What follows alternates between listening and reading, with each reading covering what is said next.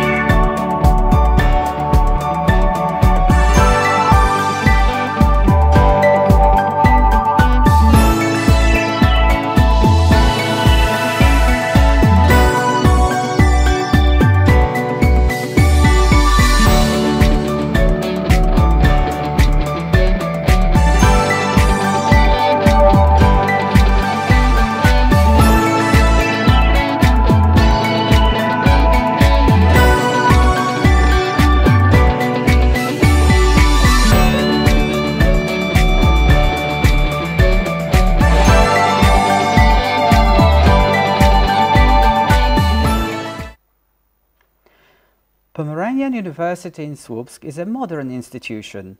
We offer more than 100 majors in undergraduate, graduate and PhD courses.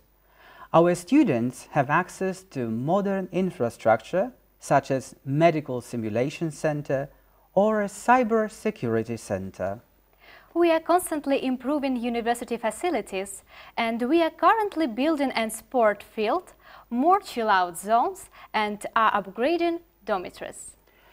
Pomeranian University in Słupsk has signed numerous agreements with European, Asian, and American universities. Many foreign students complete part of their education here in Słupsk, within the framework of Erasmus Plus program, the double degree program, the semester exchange program, among others. We invite you to watch a short video in which some of our universities and institutes departments present their activity.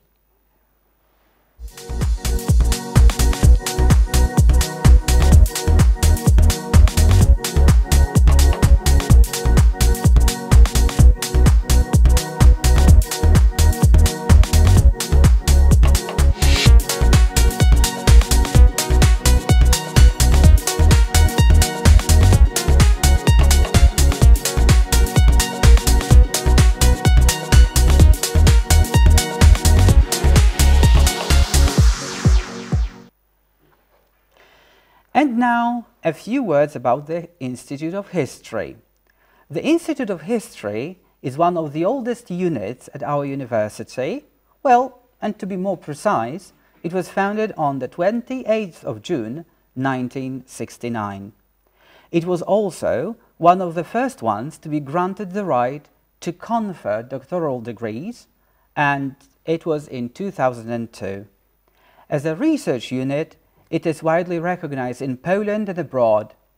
Let's watch a short video about the Institute.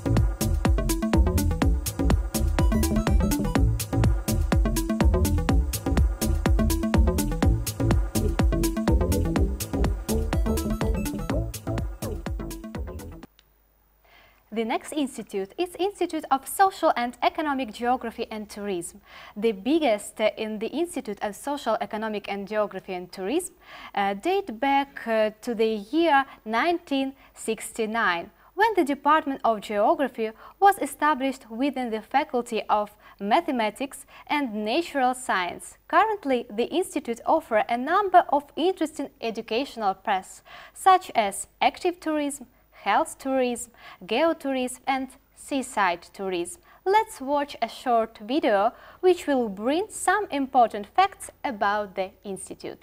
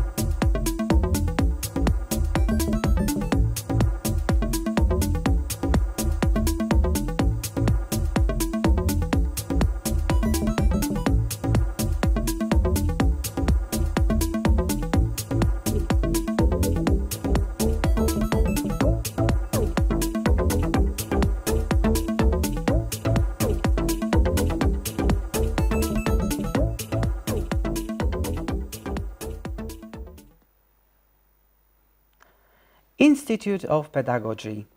Since the roots of Pomeranian University in Słupsk lie in the Teachers' College, naturally, pedagogy has been one of the major areas in didactics and research. Established in 1969, back then as the Department of Pedagogy, the Institute can boast a number of scientific achievements and rich international cooperation. Watch the video closely with me to learn more.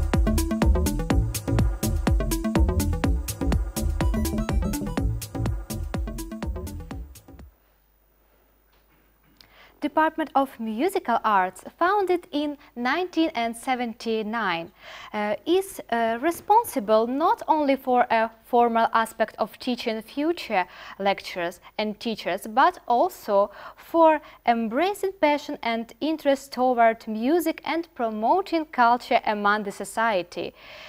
Interest preparation toward artistic and performances activities allows amanuense musical to spread their wings. The lecturers of the department are well-known musicians, performing both in Poland and abroad. The presentation will offer some more information.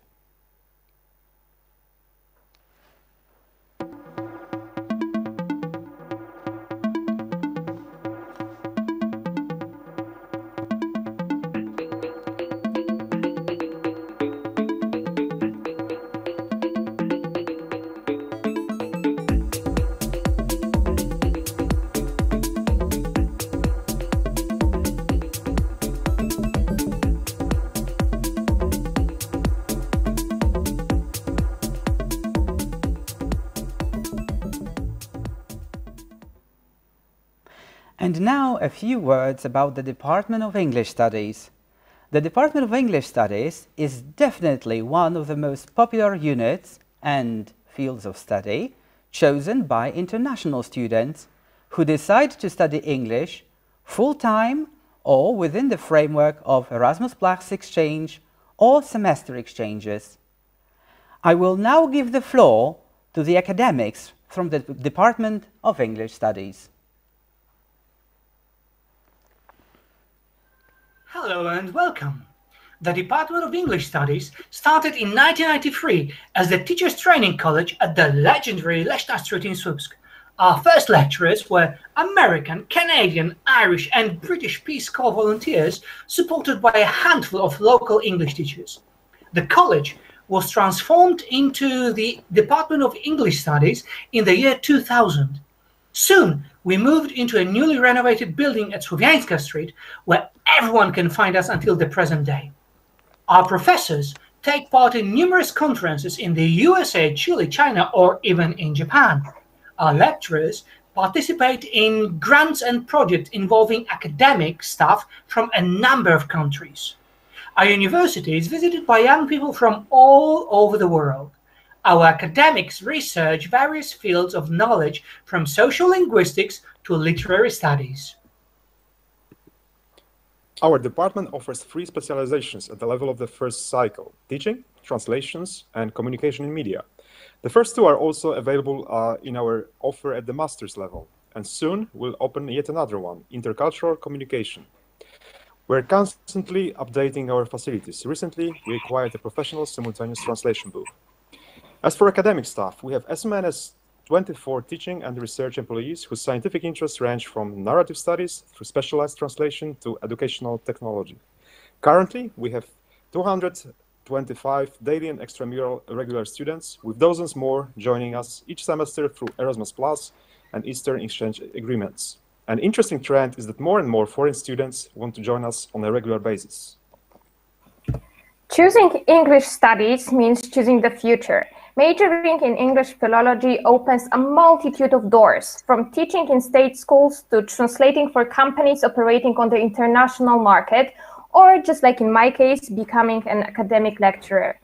Thanks to the variety of actions taken by our unit, we are widely appreciated not only by the university authorities, but also by external officials. English philology is also about great memorable events that integrate students and teaching staff. So, if you are curious about the world and want to get to know other cultures, join us.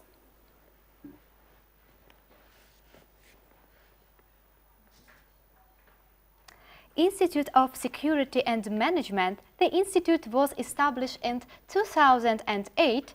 The academic staff is the institute is very active scientifically, and therefore it was granted and reached to honor doctoral degrees and the discipline of security science. It is also very active on the international level.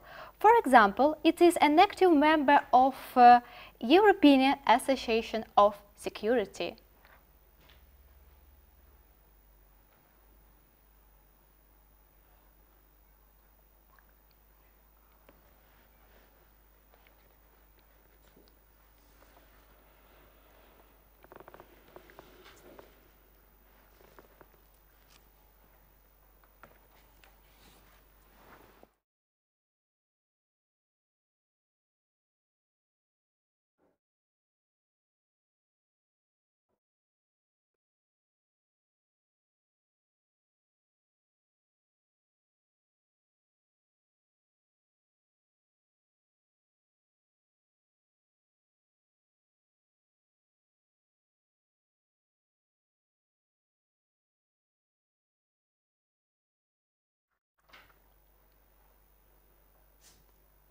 And now we move on to the Institute of Law and Administration. The Institute was established on the 1st of October 2019, so it is the youngest, but at the same time, one of the most dynamic institutes at Pomeranian University in Słupsk. Its academic staff conducts historical and legal research, as well as dogmatic and legal research. The Institute is active in the field of international scientific cooperation, developing and maintaining ties with institutions from Lithuania, Russia and Georgia, among others.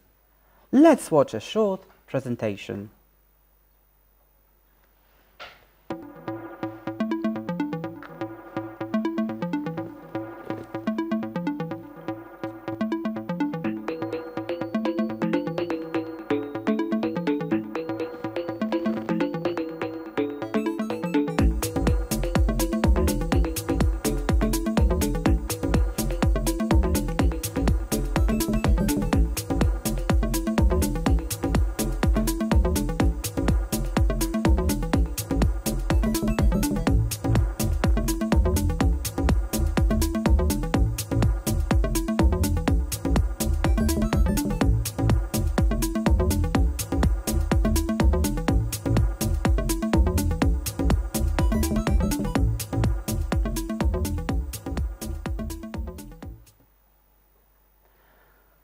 So, we have now summarized the activity of our institutes, so we will move on to the next program, Spot and Point.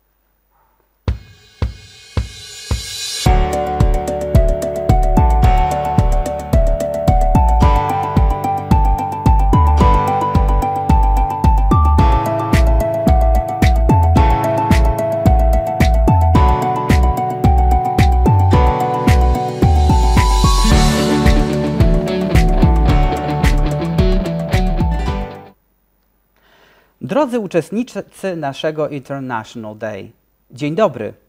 Pamiętajcie, że nasi eksperci z Biura Rekrutacyjnego oraz Biura do Spraw Współpracy Międzynarodowej czekają na Wasze pytania od 11 do 13. Możecie zadać im pytania poprzez wejście do ich pokoi wirtualnych, adresy których odnajdziecie na naszej specjalnej stronie internetowej www.apsl.edu.pl/ID.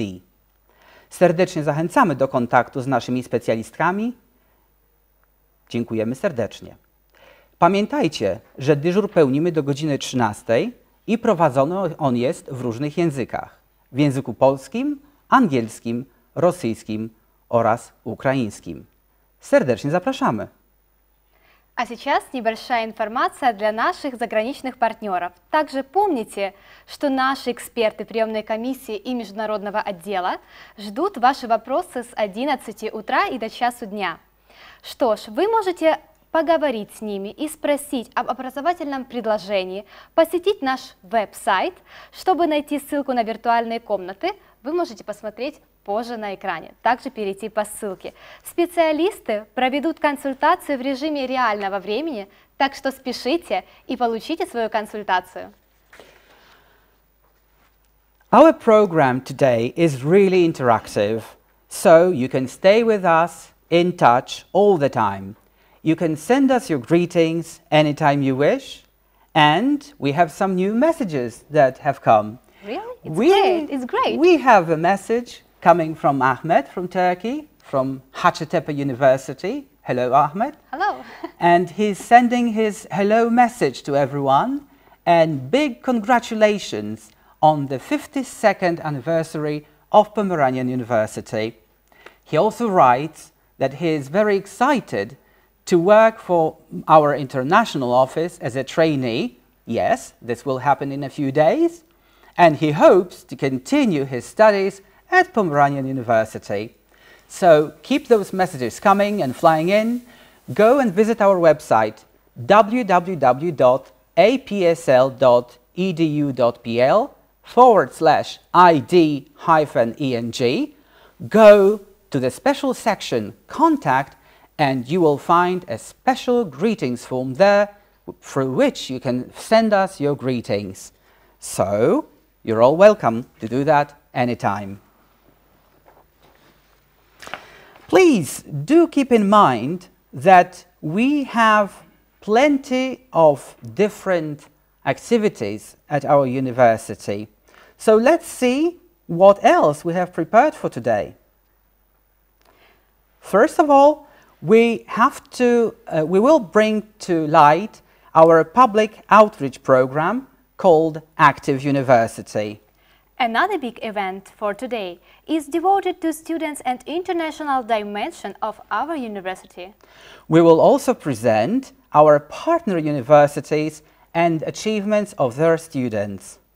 We will finish today's program with the first ever international battle of the musical bands. And you will be able to vote for your special band, for your own band that you like.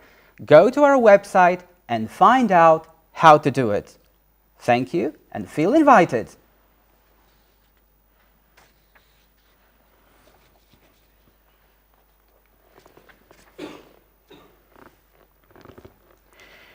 Our university, as the name suggests, is based on 3 pillars: education, research, and public outreach.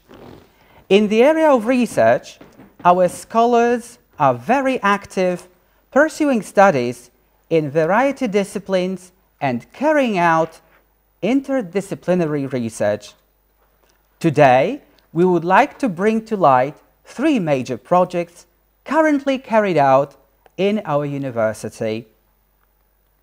The first one is the project called Pomeranian Herbarium.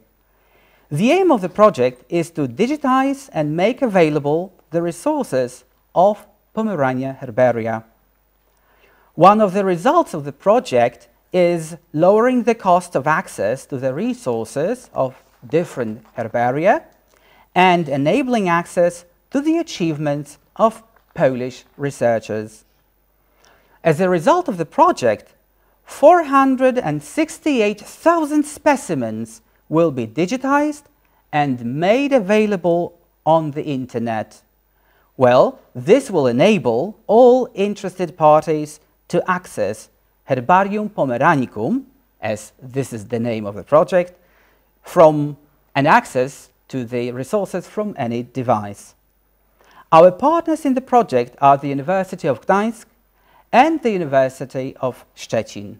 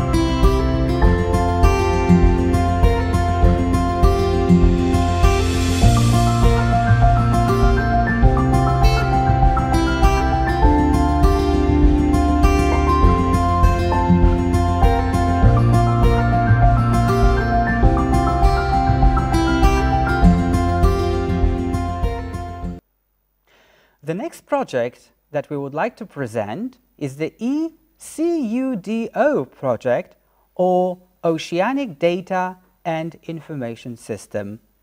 Well, the name of the project sounds strange probably, but in Polish it means e-miracle. The project aims to launch the potential of oceanographic data that are collected during monitoring and scientific research carried out by project partners. The results of these observations are catalogued in a transparent and publicly accessible database. Integrating and centralizing this data will replace the current system requiring from customers searching separate IT system or order personalized expert analyses. Let's watch a video.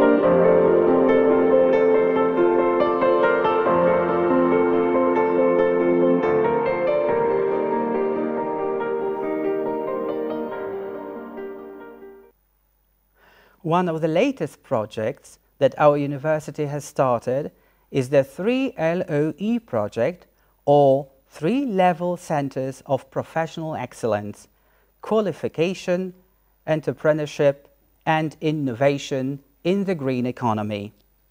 The comprehensive provision of green skills is a key priority of the project.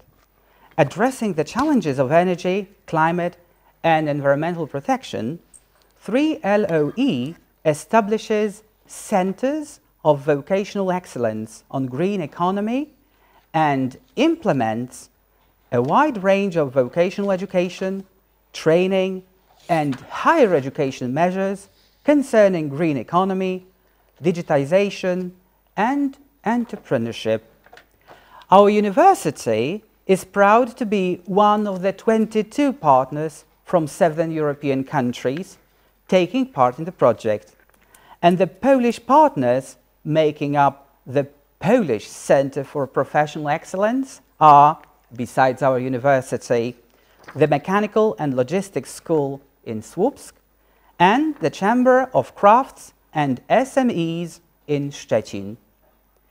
Let me take this opportunity to thank all partners, and in particular the leader of the project, the Hanse Parliament from Hamburg, for their creative spirit and support.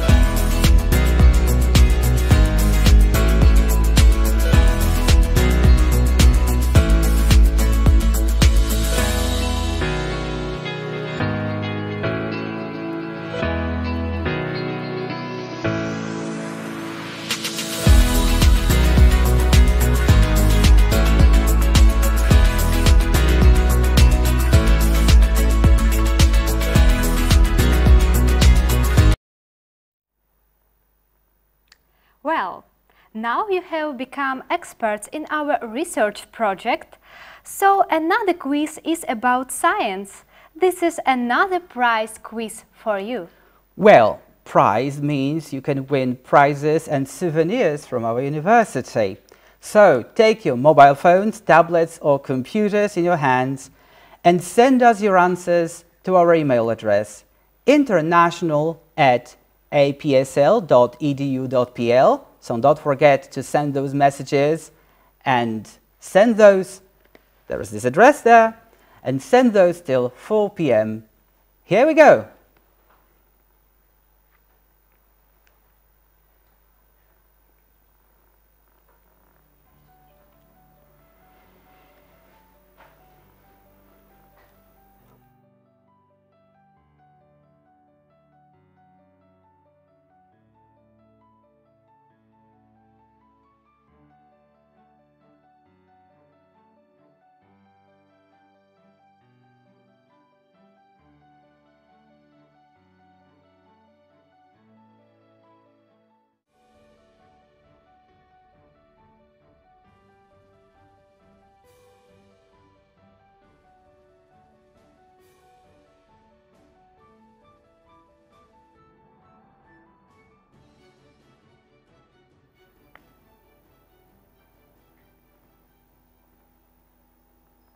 Well, we hope you know the answer already, and if not, you can still learn something and send us your messages, your emails with the correct answers till 4 p.m.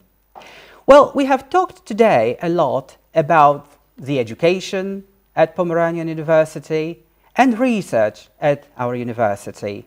However, we also are very active in the third mission. So the third mission is where the university goes to the public and spreads the science, spreads the expertise with the general public. Sometimes it is called the public outreach of a university. Well, we also have a program here at this university, and it is called Active University, or in Polish, Aktywna Akademia. Now, the project aims at popularizing Polish culture, language, and also a healthy lifestyle. So, let's have a look at one of the activities within the project.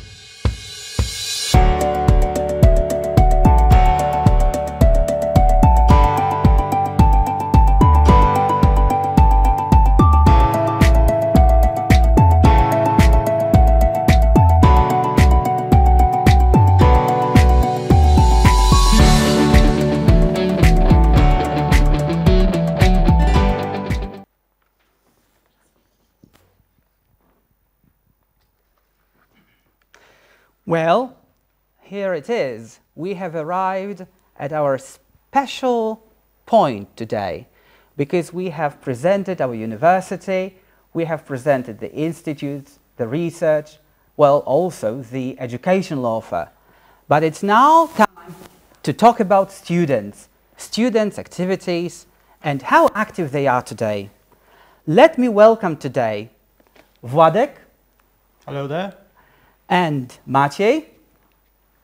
And we would like also to invite and talk to Jan today. Hi.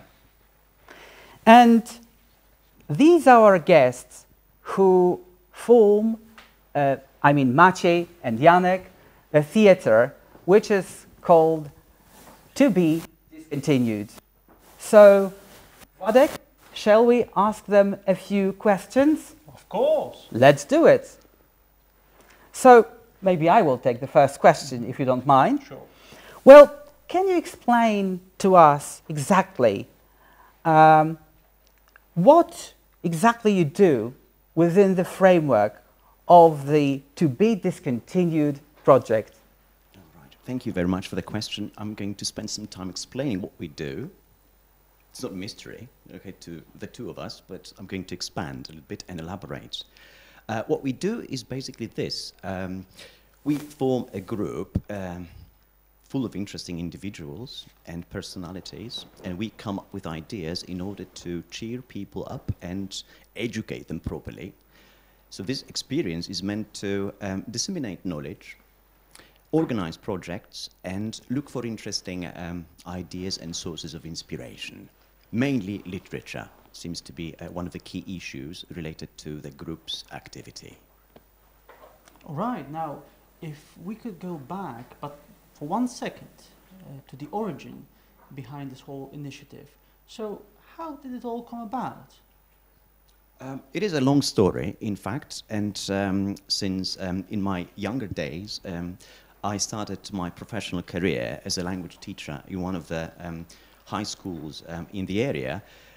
Back then I had this strange and crazy notion of doing something extra for my students and going slightly beyond what teaching was understood to be about back then. So instead of doing exercise after exercise and trying to intersperse the daily routine with something quite interesting, in fact, and motivating, I decided to sit down one night and write something down for my students. And since I was interested in literature, it was just this natural link between teaching and doing something extraordinary in order to make everyone interested in English and just carry the flame, in fact. Well, but I'm really interested in the name itself, because it seems like this is a big project, basically, and I wouldn't really expect it to be discontinued. Why the name? Oh, right. Well, the story behind the name is quite simple then, in fact. I know that to many, the name may not sound very original because many things tend to be continued in one way or another. But if you look at what is to be found in the middle of the name, this prefix that stands in front of continued, this probably gives you a little clue as to what this project might be about or what it is going to, I don't know, lead to, probably. It's mainly about me. It was my concept back then, and I decided to include this prefix in order to indicate that I'm in charge of the project, and it's up to me to decide whether I need to put an end to what we do or not. The thing is that I do not want to work in isolation from other people. I need this living tissue, students, other teachers and friends. If they desert me, I'm going to work all alone for quite some time, I believe. But then, sooner or later, I will lose my enthusiasm probably, and looking at what life offers and throws at me, I might say, well, let's discontinue this for a while and then maybe go back. We hope you won't, really, because what you're doing is really great. It's something exceptional, we should say. Thanks a lot. Now, without people dedicated to such pursuits, it couldn't have gone so far, right? So how do you go about finding and selecting new recruits? Okay, right, thanks a lot for that question as well. Well, what do I do is this. There are many interesting appliances and communicators on this planet, apparently, and I use Messenger and texting in order to draw people's attention to what I do. I usually communicate with different individuals on a daily basis. I have friends, and they have friends, so it looks like by word of mouth, many things just, get done somehow then. And if this does not really help, I tend to approach people and literally I start conversations, and people usually attract my attention in one way or another, and I've got a good eye for detail, and if there's someone I can spot in the crowd, I usually approach those individuals. There's no way out. I have to do it. So what is the refusal rate, if I may ask? No refusal. Oh, the thing is that this kind of activity, don't get me wrong, is quite demanding. People do not like to be in the spotlight, myself included. And yet, you know, talking for hours and just, you know, using the right kind of tools and things like that usually make people somehow feel drawn to what we do. And they hardly ever drop out. They stay on for a while. And they do show their enthusiasm for sure, because we have seen that on many occasions. Now, Janek, you're a member of an acting crew.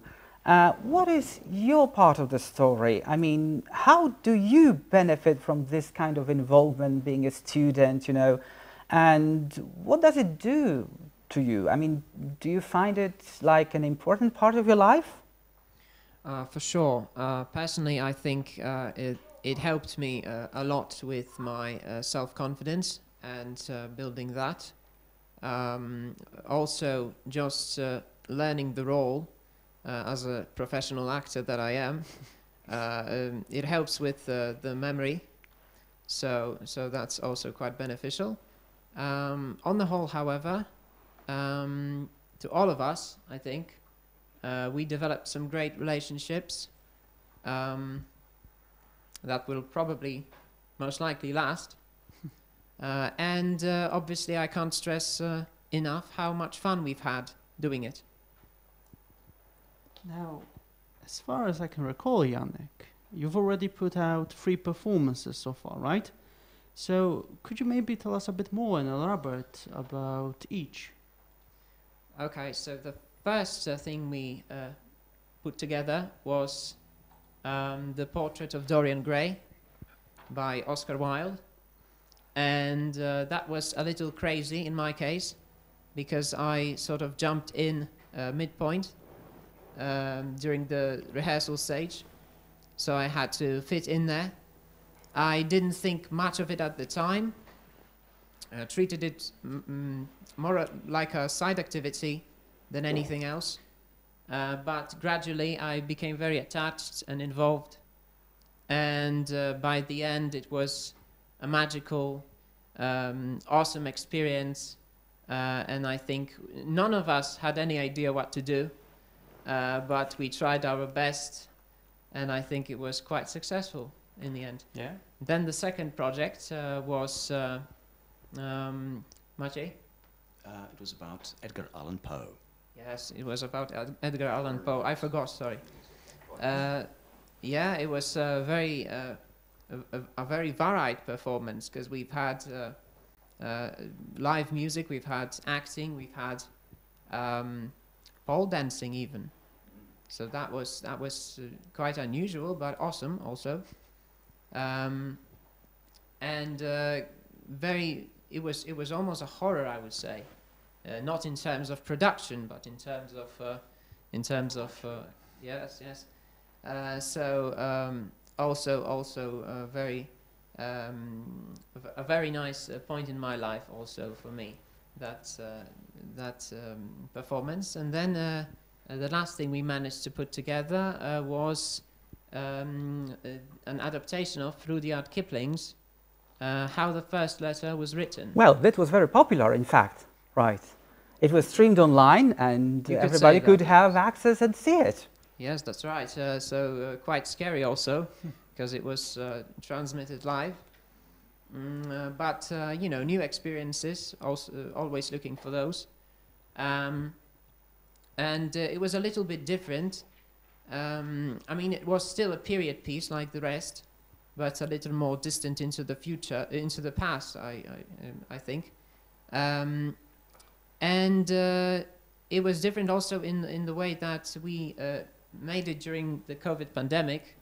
So we had to deal with all the restrictions, but we stayed dedicated, motivated throughout. We respected the restrictions, and in the end, I think the performance itself came out quite nicely. Well, Maciej, what is it like to work on different projects with different people?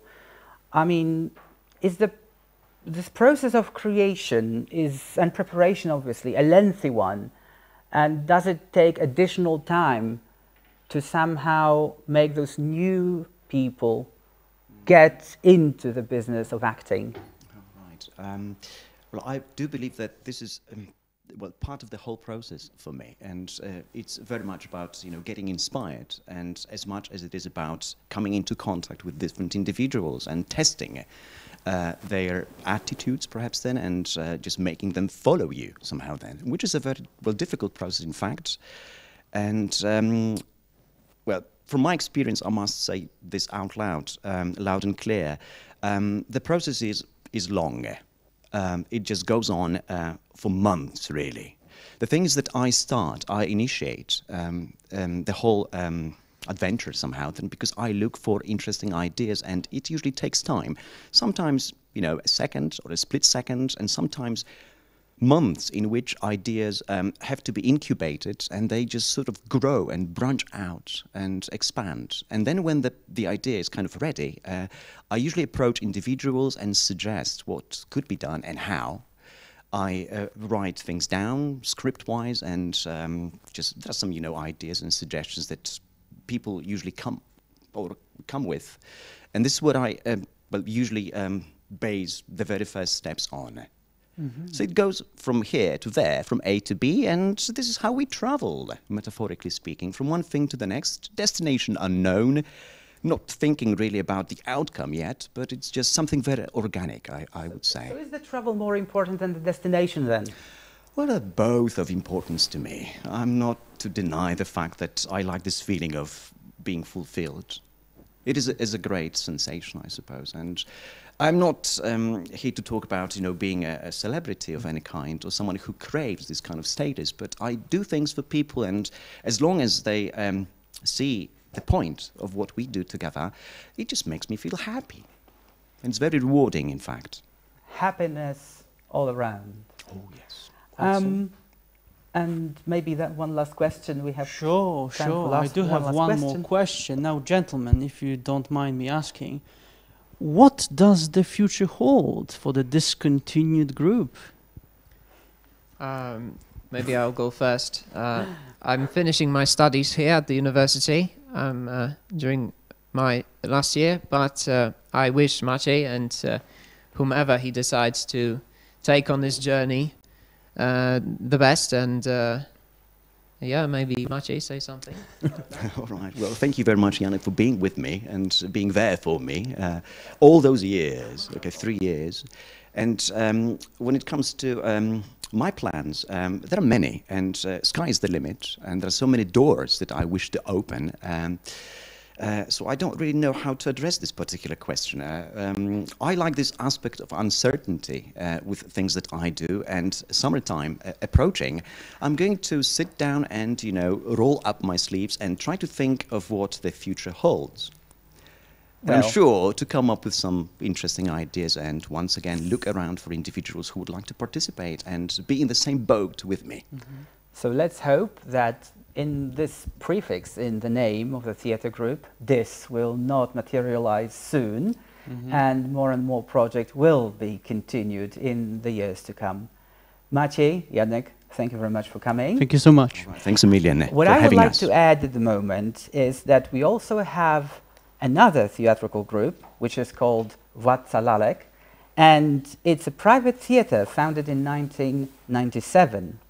Well, it is an important partner in our international relations, as this theatre always helps us with organizing different events when we have our international guests here in Poland. So let me give you an example. Well, about 4 years ago, when Emilia, well, an employee of our office, was about to organize the first event with the Erasmus Plus students. I mean, she was going from door to door, and, well, one of the doors that was open, basically, was the one of the theatre. So this is where, basically, we find help, we find assistance, and this also means we have very rich activity of students, student groups, and also we do a lot of things for our students here at this university. So, welcome to Pomeranian University, a student-friendly university. That's right.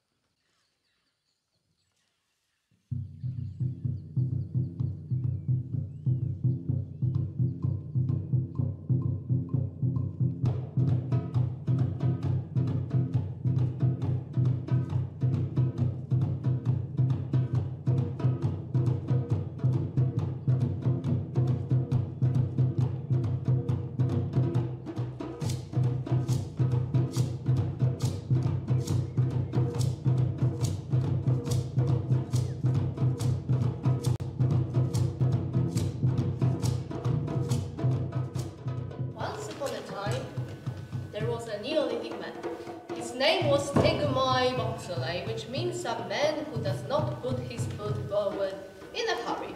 Can't a man break his spear without the whole tribe descending upon him like this? What's wrong with you, people? And Tegumai had a wife called Teshumai Tuwindro, which means a lady who asks very many questions. This man here has stuck my Tegumai full of spit. They had a daughter, a clever one. What was her name? Taffy? Oh yes, Taffy Metalumai, and that means a small person without any manners who ought to be spanked. Well, she was not spanked half as much as was good for her, and they were all three very, very happy. You misunderstood my message. The stupidest people on the face of this planet.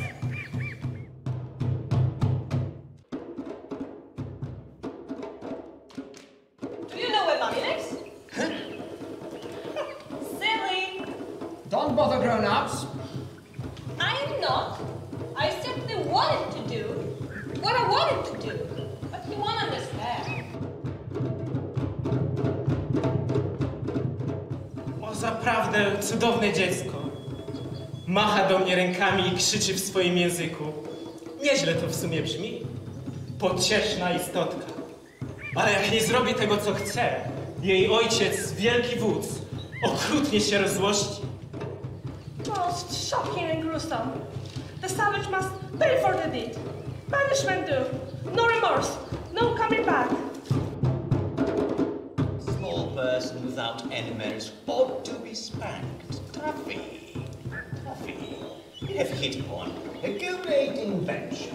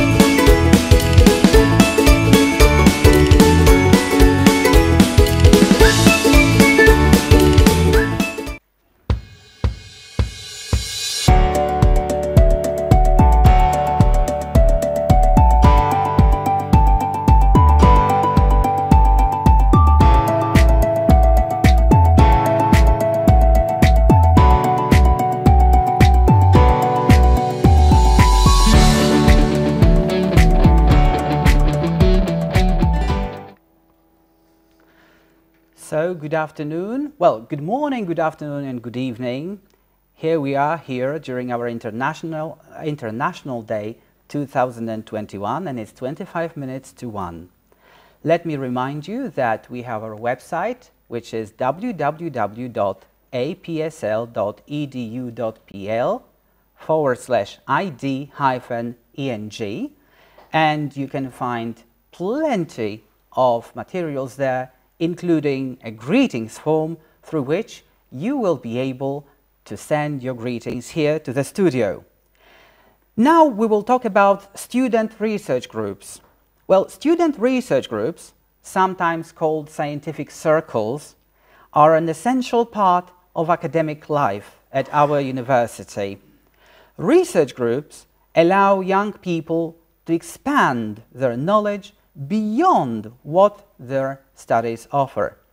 They help them set their feet in science. However, the activity of student research clubs and groups very often stretches beyond research, and their members often take part in charity actions, deliver workshops for school children or secondary school students, and also spend some time in a nice atmosphere. Let's learn something more about a few of our research groups very active at Pomeranian University in Słupsk.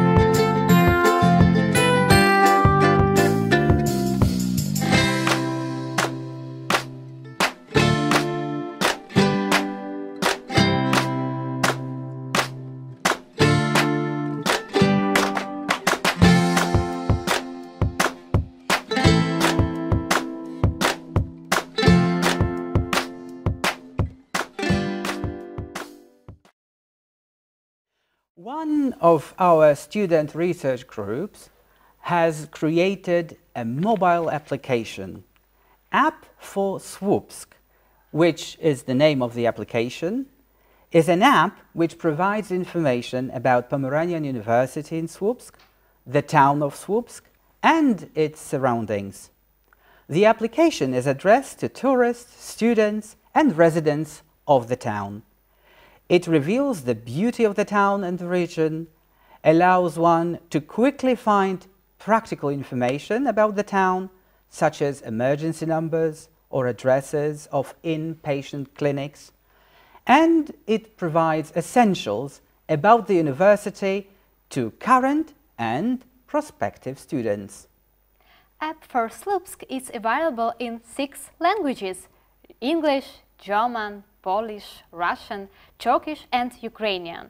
The application comes with an interactive map which will help the users find the location of many interesting places described in the app. And now we have a special part of the program, because now we will premiere with our first ever true advert of the application.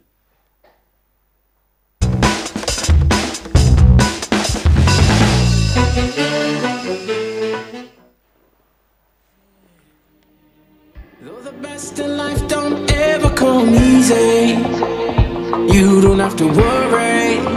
See, it's all about the journey, yeah. So we're climbing higher, higher. Every day we're getting stronger, stronger. In our bones is a desire, desire. And you know we don't stop, never stop till we take it to the top. Climbing higher, higher. Every day we're getting stronger, stronger. In our bones is a desire, desire. And you know we don't stop, never stop till we take it to the top, yeah.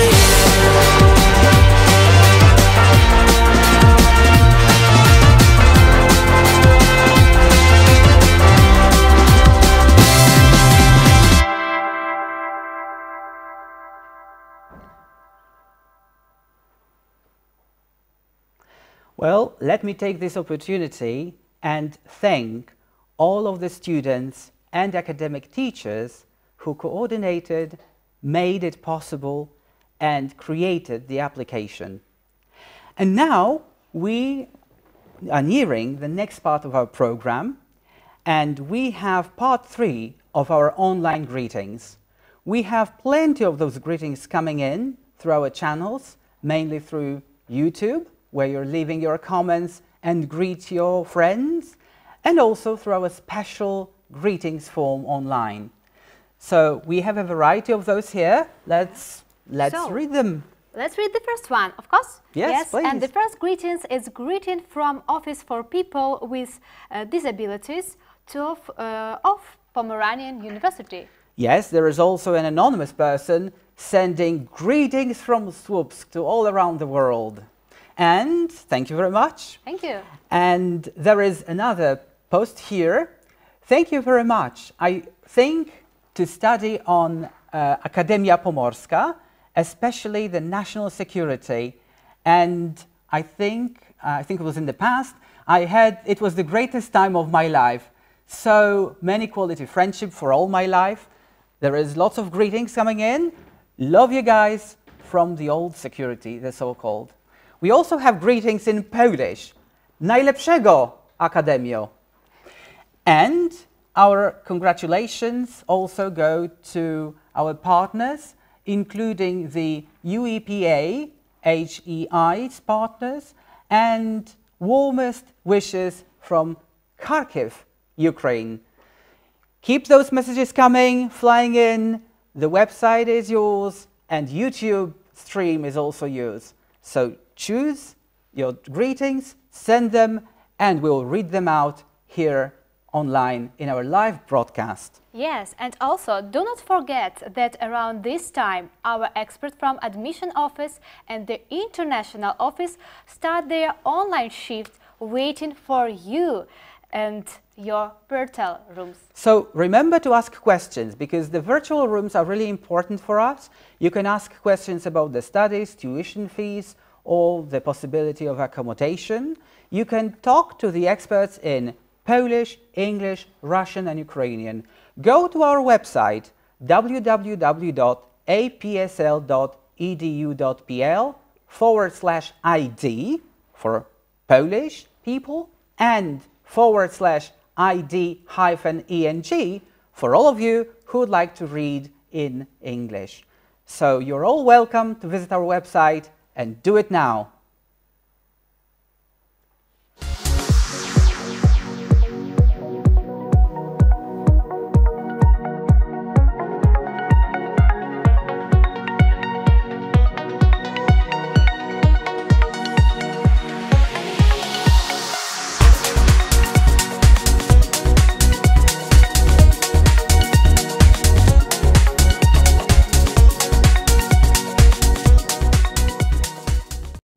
The mic.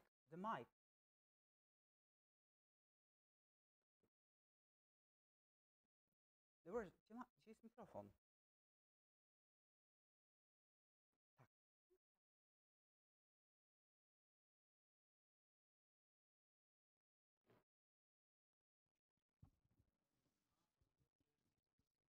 Ale tam jeszcze są 3 spoty, nie? W międzyczasie.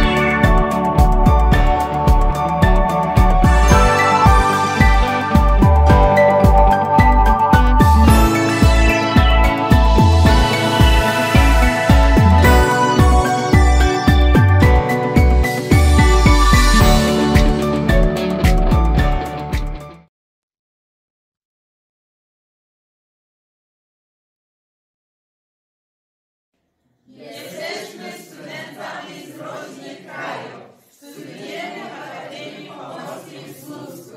Życzymy wszystkiego najlepszego. Hi, my name is Vlad and I'm a postgraduate here at Pomeranian University. And thanks to our university, I got to fulfill my lifelong dream of visiting Japan.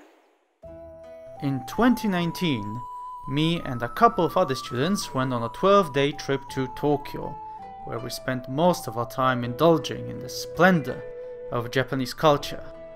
We got to visit numerous Buddhist and Shinto temples, participated in a traditional tea ceremony, visited famous landmarks in the general Tokyo area, even got to teach English to Japanese students at the Jiu-Gakuen school. To experience the Japanese way of life firsthand was definitely eye-opening. We partook in the famous Shibuya Scramble, had calligraphy lessons, and ate enough sushi to last 3 lifetimes. During our stay we were treated with such kindness and respect that it truly felt like a different world. I could talk for hours and hours about all the amazing things we got to experience, but what made this trip so special, so near and dear to my heart, were the quiet moments, where I could just walk in the notorious streets of Kabukicho or get completely lost wandering around Higashikurume, with a small part of me hoping to never find my way out. To see my Japanese friends, my kyodai, meant the world to me. It was a trip of a lifetime, the best 12 days of my life, and for that I will always be grateful.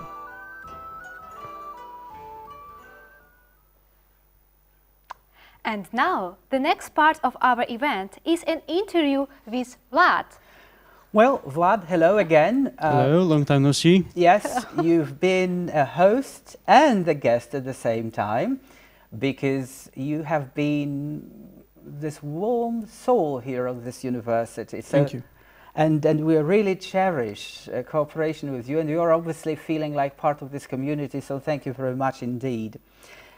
We have several questions about your visit to Japan. We have just seen a video that you shot especially for this event, and this really summarizes your experiences in Japan. So we have a couple of questions. Yeah, of course. So, first of all, I would like to add that Vlad visited Japan in 2019.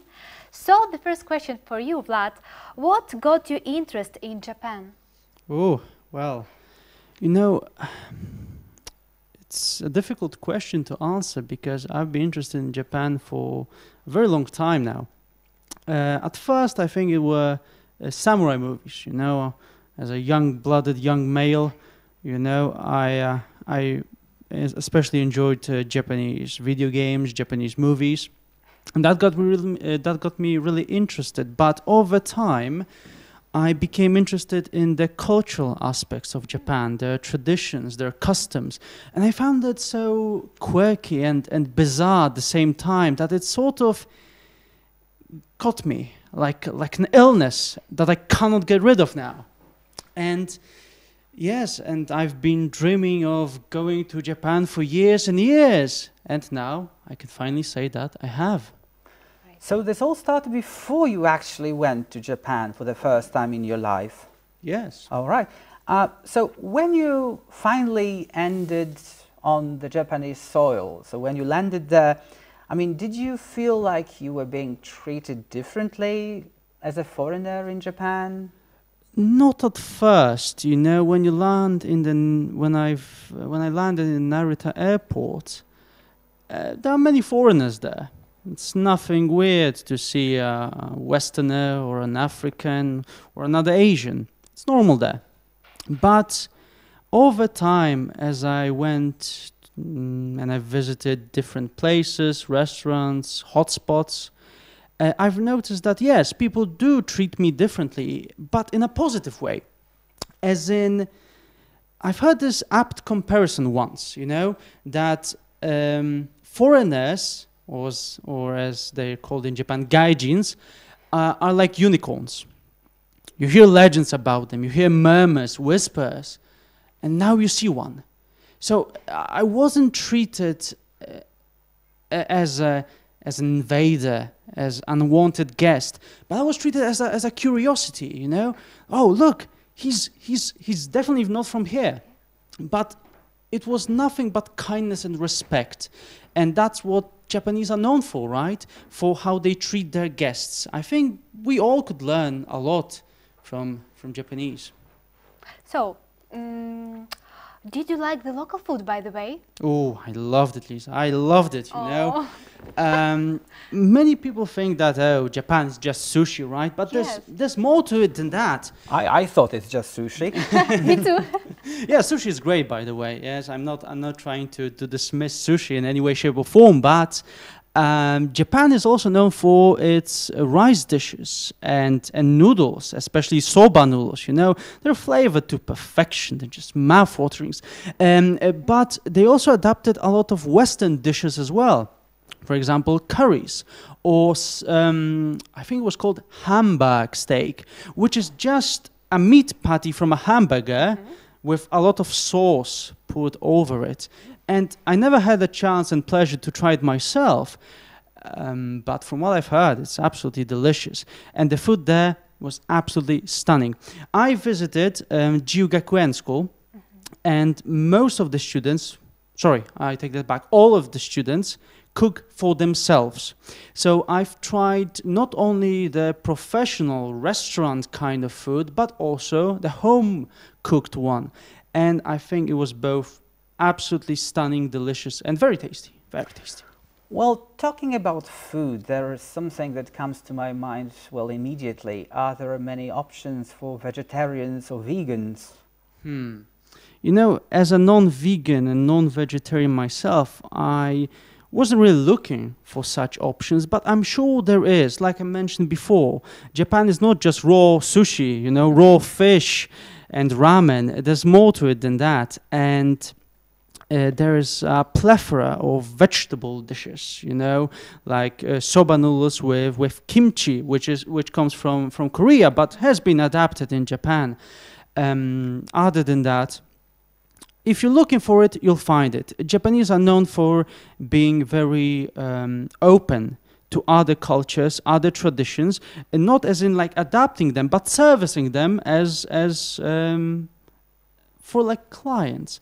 And I think we had one student who did not eat any vegetarian, meat dishes, and I think she was quite satisfied as well. Oh, nice. So I have one more question. Where is the best time to travel there? When we were there, it was early June, but to be honest, I would not recommend visiting Japan in early June, and I'll tell you why. Because it's quite hot. It gets quite hot. But June is also known as the monsoon month, which is this combination of hot weather and just raining cats and dogs every single day, which we experienced, by the way. I haven't had the chance to put it in the video, but we did. We survived it. It was amazing. I would recommend visiting Japan during March or May.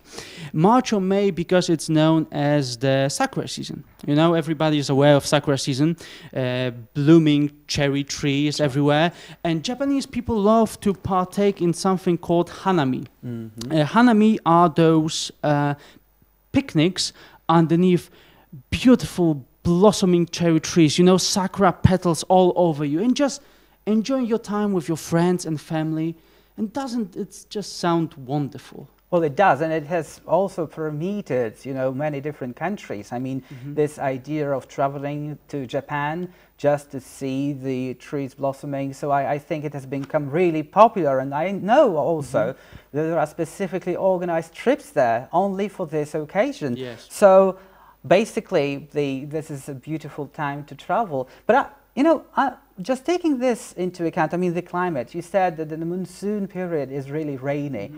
But I mean, at the same time, you probably can enjoy something indoors. So that might give you another opportunity rather than going outside and seeing places from outside. Maybe this is an ideal time at the same time to get in touch with the people, get to know their culture closer. And I think that, you know, people survive there in this weather, so... Absolutely, they do. And Japanese are quite used to it, you know, it doesn't come as any surprise to them. Japan is known for its translucent umbrellas, you know, which I really wanted to take home, but I didn't have a chance. But when talking about climate, you know, Japanese is more varied than people think. Japan in itself is split into 5 islands, which is Kyushu, Honshu, Shikoku, Okinawa, and Hokkaido. And it varies from island to island. The 3 main islands, which is Honshu, Kyushu, and Shikoku, have this typical 4-season split, you know, with winter, summer, autumn, and spring. But Hokkaido, which is the northernmost island, it's cold. It gets very cold in there. It's this mountainous regions filled with ski resorts. It's perfect if you like skiing and winter sports. Now Okinawa, now that's a different tale altogether, because Okinawa is quite similar to Hawaii in its climate. Yes, and it's known for its orphanages as well. Okinawa is this beautiful, filled with beaches, palm trees and hotel resorts everywhere. Really want to visit Okinawa one day. It sounds wonderful. But like you said, using your time there, even if the weather isn't great, to partake in Japanese cultures, to get to know Japanese people, I think it's always time well spent. Well, no better advert than having Vlad here and broadcasting live to the entire world and talking about Japan.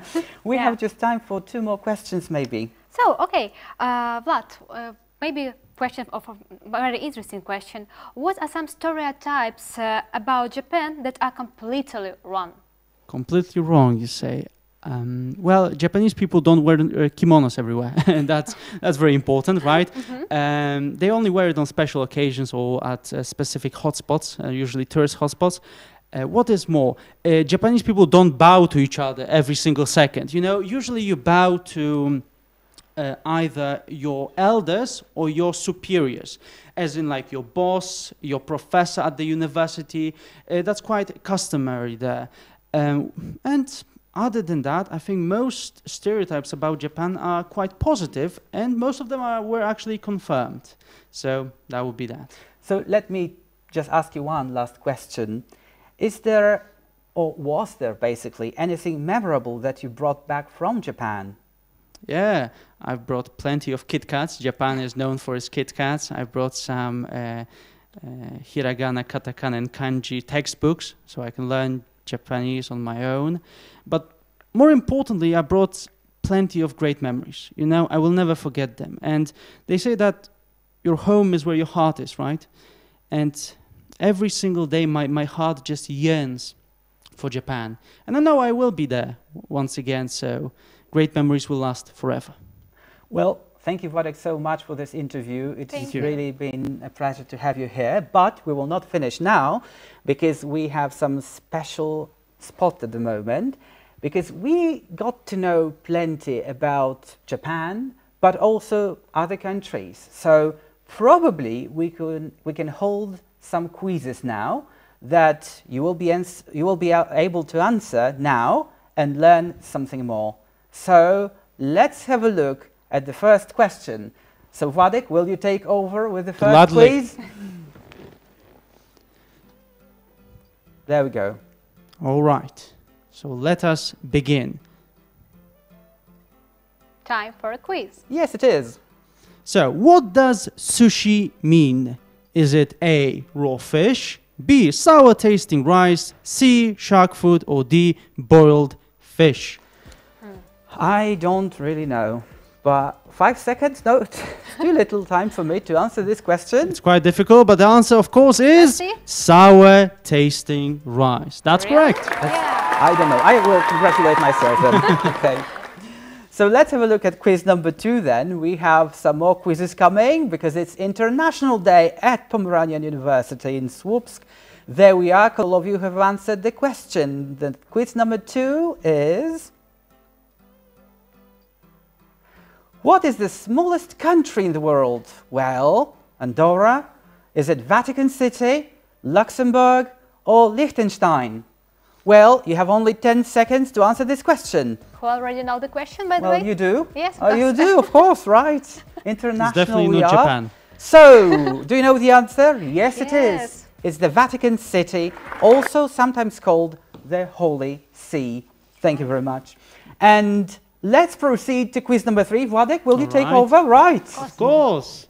So here comes question number 3. All Time for a quiz, yes. So, what is the capital of Australia? Is it A, Sydney, B, Adelaide, C, Canberra, or D, Melbourne?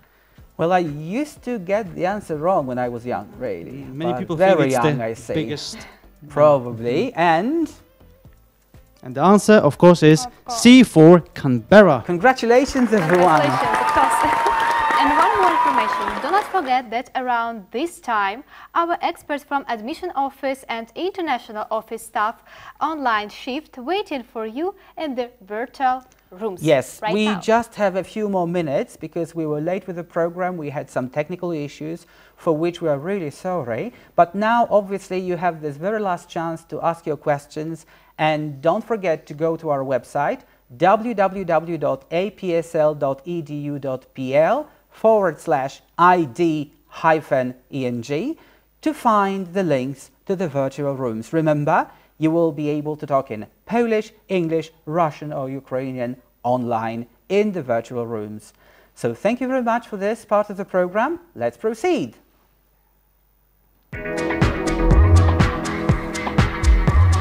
What is the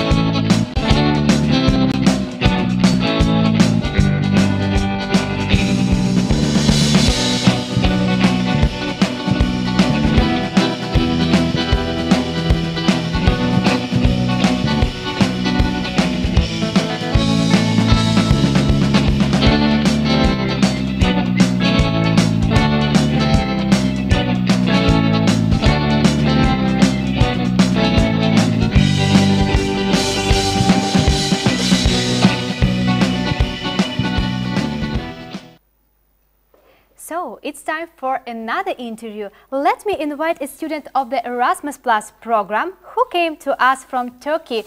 Meet Ali Kilali. Hello there. Hello. Hello.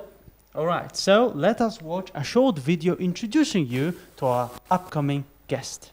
Yeah.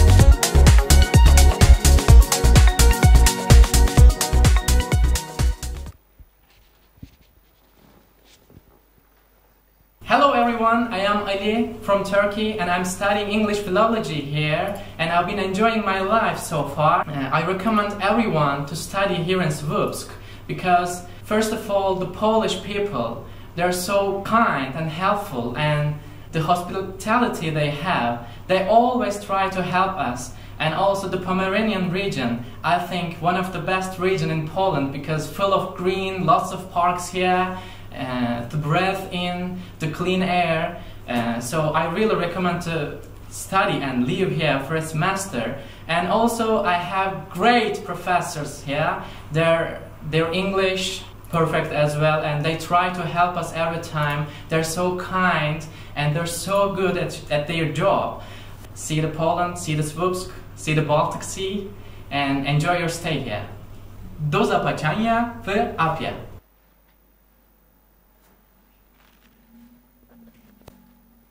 So, hello Ali once again. I'm glad to see you at our live studio. How are you? Hello, I'm fine. I'm very well. I'm very well. Thank you so much. Before we start, I'd like to say thank you so much for having me here. I feel super excited and I feel so lucky to be with you here. And I'm more than ready for your questions. Likewise. So, let's start.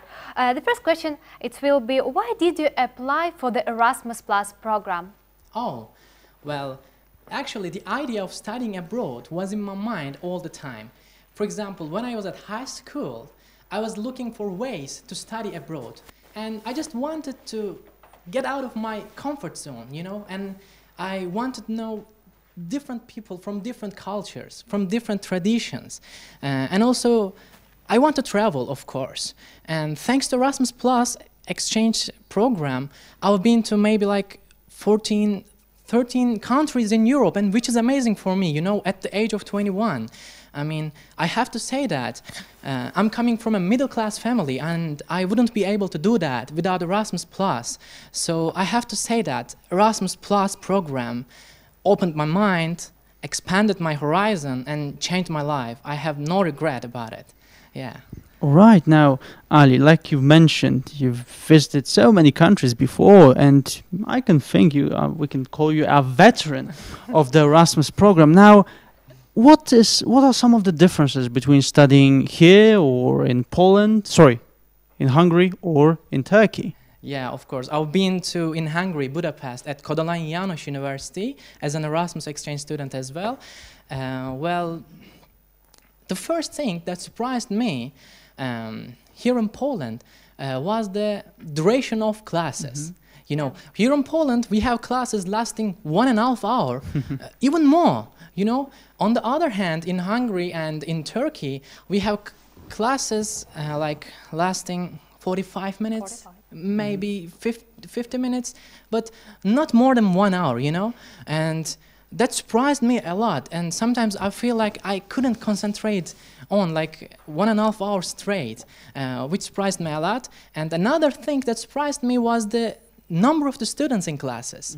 Mm-hmm. Here in Turkey and in Hungary, classes consisting of like 25, 30 students, even more. But on the other hand, here in Poland, I mean, I'm taking creative speaking class, for example, and we're like 10, 11 students, which is amazing, I think, because I'm taking creative speaking, so I have to have a chance to speak. It's great, yeah. Mm-hmm. Yeah, and finally, I'd like to talk about my professors. I'm saying this because it's true.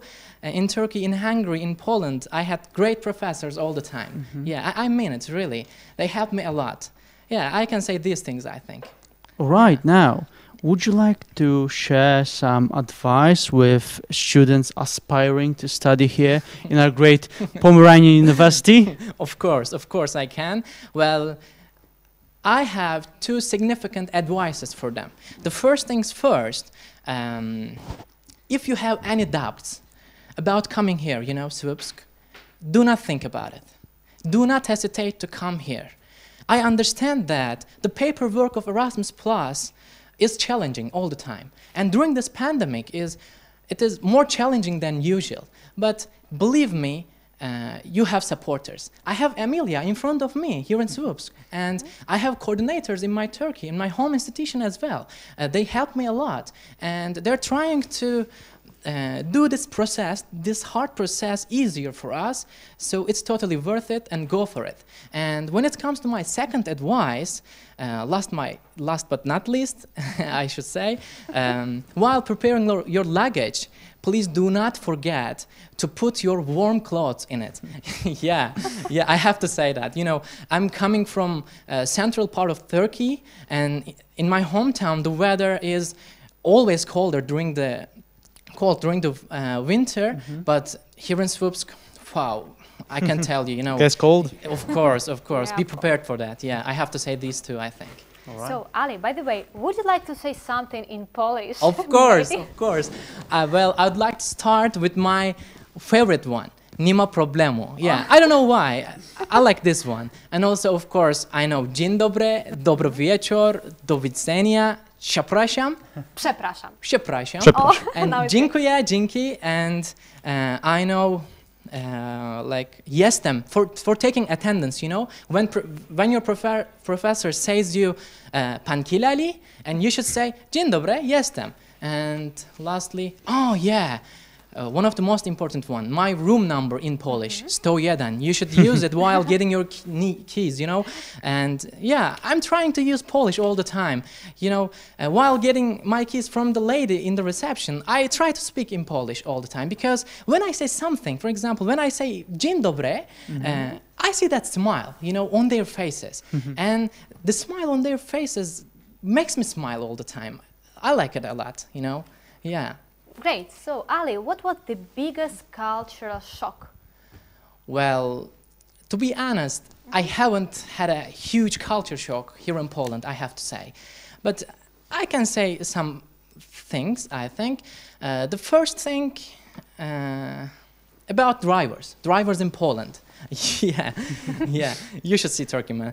Yeah, drivers in Poland are so kind, I think. They try to give me the way all the time, and while walking in Poland, in streets, I didn't hear a beep voice at all. But on the other hand, like in Turkey, I don't know, I can say that I'm trying not to die, you know? Yeah, it's true. You should see Turkey. Yeah, it's true. Yeah, another thing I can say is about food. Yeah, I love Polish cuisine, first of all, but I tried some of the most famous things, like dishes in Poland. For example, I tried pierogi. I love it. Yeah, and also I tried traditional pizza here in Poland, a smaller one, and also pączki. Oh, pączki. Yeah, thank you. So tasty. Pączki, I love it as well. But sometimes I had difficulty in finding like jam, cheese, and how to say, tomato sauce. Of course, we have everything here. You can find all of them, but not the one that I wanted, you know, not the one that I have in traditional Turkish cuisine. But that's okay. That's not a big deal, you know. Yeah. Have you ever tried żurek? Żurek? Oh, not really. Oh, Should I? Should I? Oh, it's amazing. Yeah. Okay, I'll do before leaving. Hopefully you will. Now, Ali, is there something you are planning to bring back from Poland? Oh yeah, of course I have, and I have it with here actually Really? with me. Wow. Yes, Oh my goodness. from Wet Monday, Shimingus Dingus. This thing is just my favorite, I have to say. I mean, I don't know how to explain, but when I learned it for the first time, I just love it, and I just waited for Easter to come. and I prepared some plans for me, and when the Easter comes, I went to Biedronka to get my gun. Yeah, and also I found a supporter, Gülda, she's my friend from Turkey, an Erasmus friend, and I can say that we went nearly all the rooms in the dormitory to get everyone wet, you know. Even the lady in reception. It was a fun day, and yeah, I'm planning to bring this back to country, and I'm planning to keep this tradition alive in Turkey as well. I'm planning to like get my friends wet in Turkey as well, like saying "Shemengos Tengos," you know. Yeah. So Ali, now the last question for you, and it's about future. Where are you going next? Oh well, I don't have an exact plan, to be honest. I'm a third-year student of English language teaching, and next year I'll be graduate. Of course, I'll go back to my country, and I applied for Erasmus Plus internship program, and currently I'm looking for places in Europe to work as an intern to gain some work experience. Yeah, but who knows? But I have to say that show must go on, you know? Maybe in Poland, maybe another country in Europe. We'll see all together, and I'll update you, you know. I have your emails, of course. All right. Yeah, but I have to say that show must go on, yeah. Well, Ali, wherever you may end up, hope nothing but the best to you, and hopefully you will succeed in all your future endeavors. Thank you so much. Thank you so much for coming. Yes. Thank you so much, and before ending, I'd like to say again, thank you so much for having me here. I mean, I feel super lucky to be with you here, with these beautiful people. You honored me for hosting me here, inviting me here. Thank you so much. I'm grateful for this. Yeah, and also I'd like to say one more thing, one more final thing. Yeah, Shemengos Tengos. Oh my God. Scallywag. Sorry for that. I have to do that, you know. Thank you. Yeah. Thank you so much. So Ali, I thank you. That's my pleasure. Thank you. now let's have a little bit break.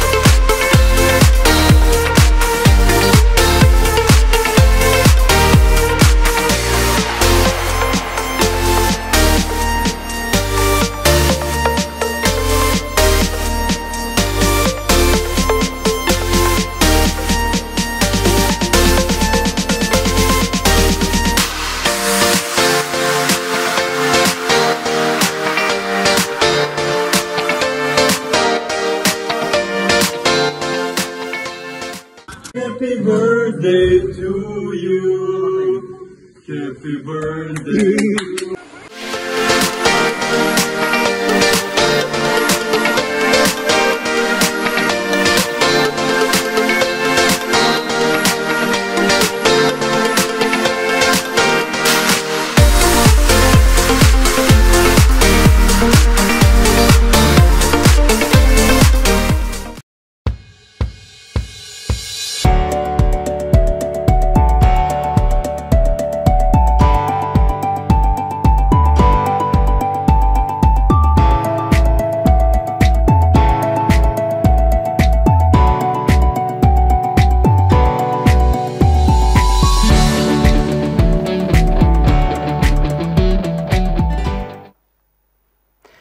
Well, good morning, good afternoon, and good evening, wherever you are in the world. This is International Day at Pomeranian University in Słupsk. Welcome.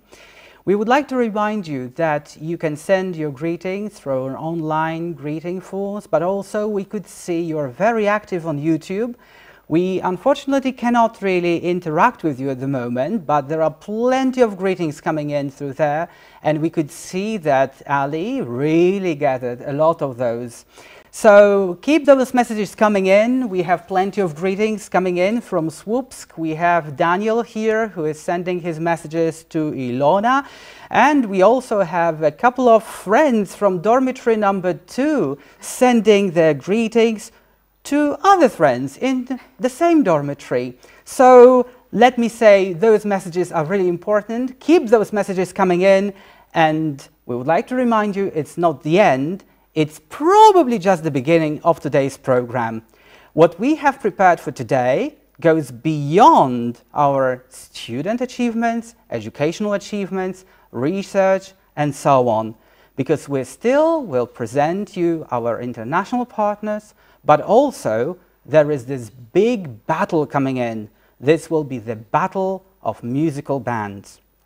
But now we are nearing the end of our international block, but of course you are now all experts, I guess, about the countries around the world and the European Union.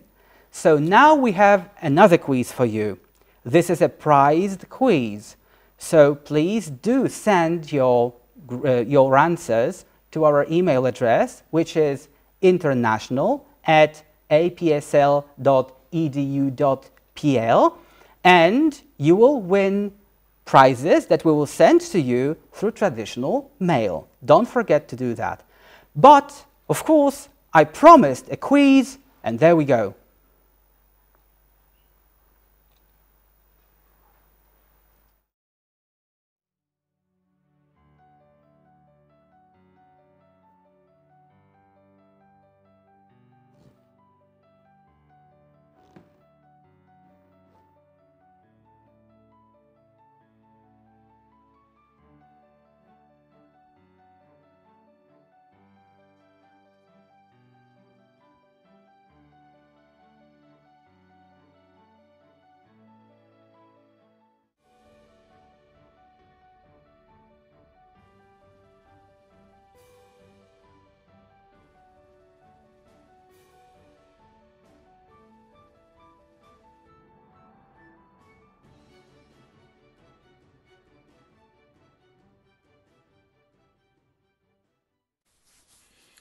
Hello everyone, my name is Jeffrey Ojo.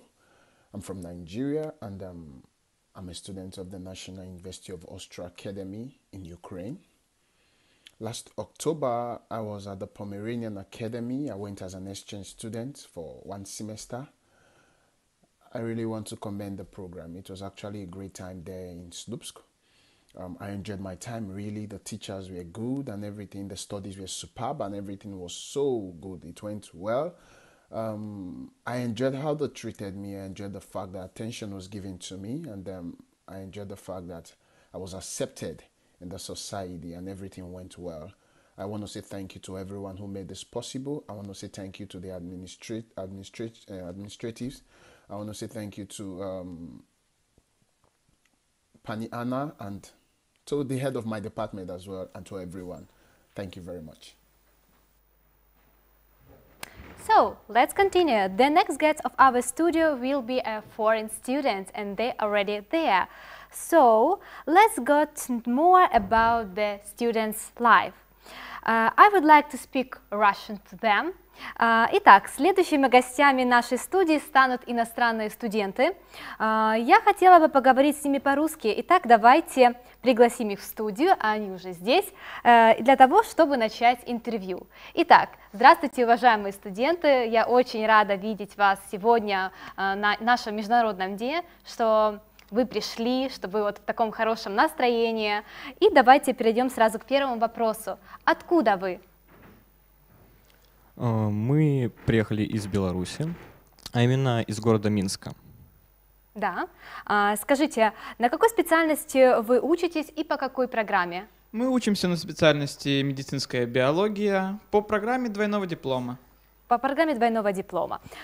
Скажите вот такой вопрос. Когда вы впервые услышали о Поморской академии? Ну, соответственно, нам рассказали в нашем университете Сахарова об этой программе, где нам тоже рассказали, что у нас есть не только возможность обучаться по нашей специальности, но и углубиться в культуру польского языка, что, конечно, было интересно. Замечательно.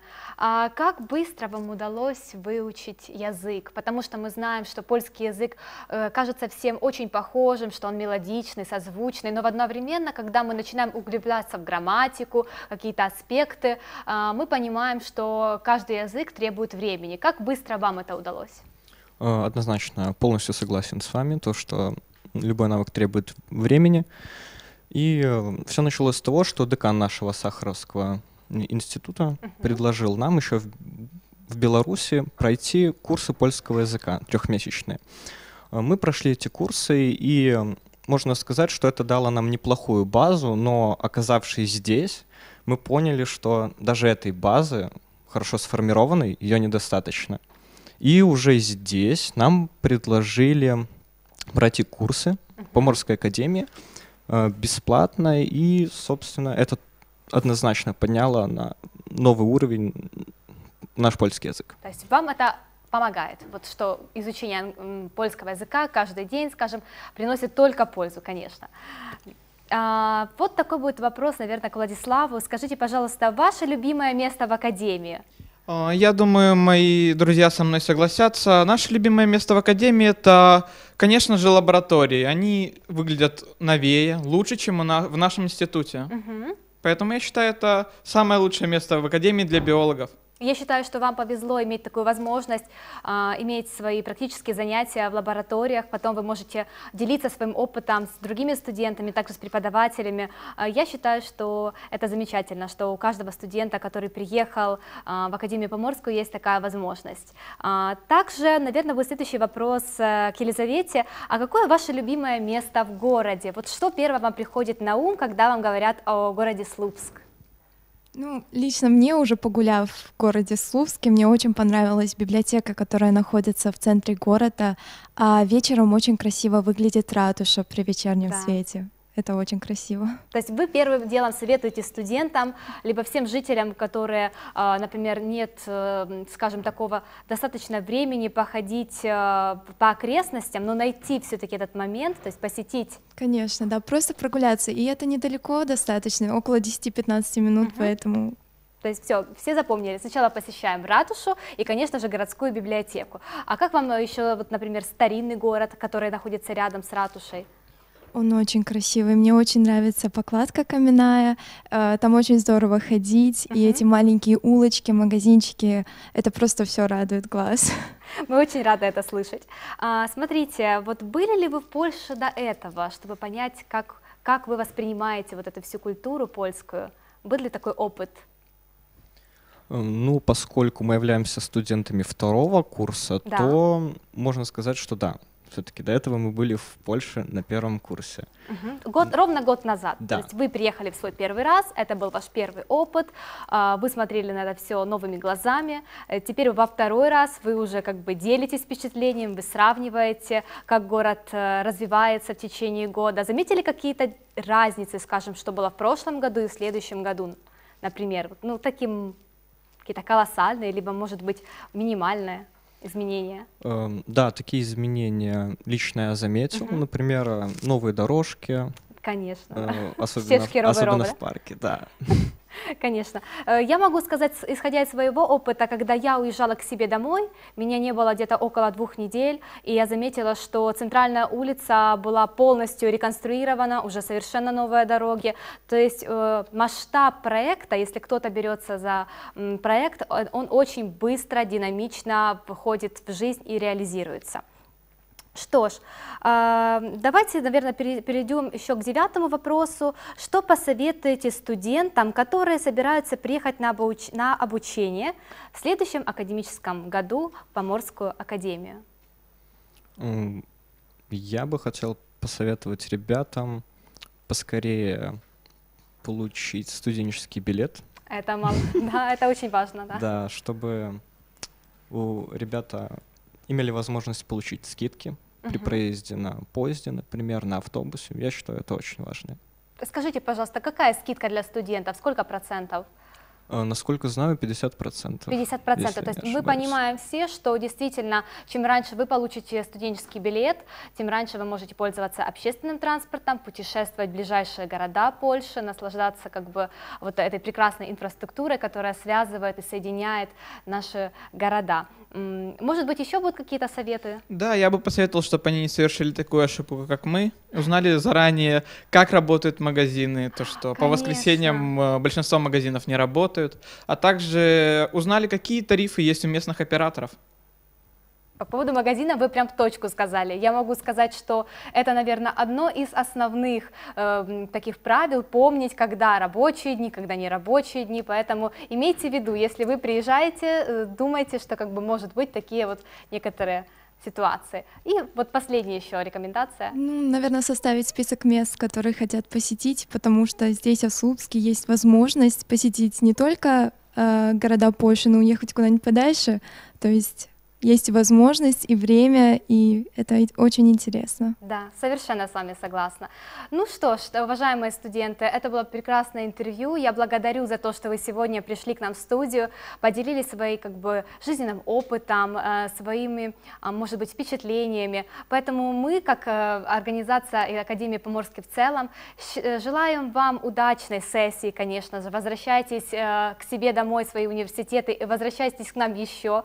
Мы вас ждем, получается, ровно через год, когда вы будете уже выпускниками, да, мы будем вас поздравлять, вручать вам дипломы, поэтому мы желаем вам успехов в науке. Спасибо большое еще раз, что вы у нашей студии. А я хотела приступить, что после просмотра студенческих роликов мы приступим к следующему интервью, которое проведет наш сотрудник в Бюро по развитию и сотрудничеству Анна Колесник. Но это после наших студенческих видео. Внимание на экран.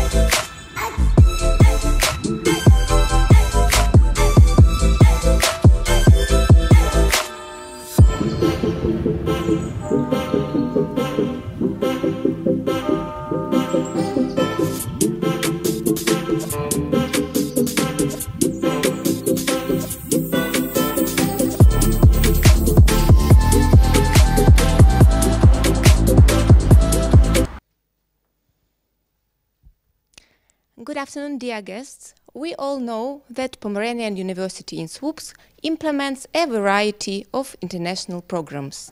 One of them is the double diploma program, which is very popular with international students. Today, I would like to talk to the students who came to us in this particular program from Ukraine. And since today we are celebrating an International Day, let me hold this talk in their native language, Ukrainian.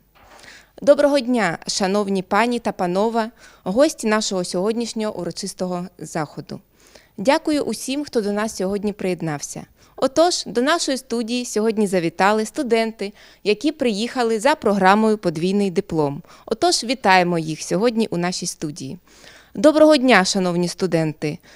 Вітаю вас у стінах Поморської академії. Прошу зручно влаштуватися, почувайте себе як удома і отож запрошую до дружньої співбесіди. Прошу насамперед представитися. Добрий день, мене звати Роксолана. Я навчаюся у Національному університеті Львівська політехніка за спеціальністю екологія. Дякую. Доброго дня, мене звати Анастасія, і в Поморській академії ми навчаємось за програмою подвійного диплому. Дякую за інформацію. Анастасія, розкажіть, будь ласка, яку спеціальність для навчання у Поморській академії ви обрали? Ми обрали фізико-технічну спеціальність. Дякую. Як на мій погляд, це досить складна спеціальність як для дівчини, але, можливо, я помиляюся. Скажіть, будь ласка, чому саме цю спеціальність ви обрали? Вона дуже схожа на те, чим ми хочемо займатися у майбутньому.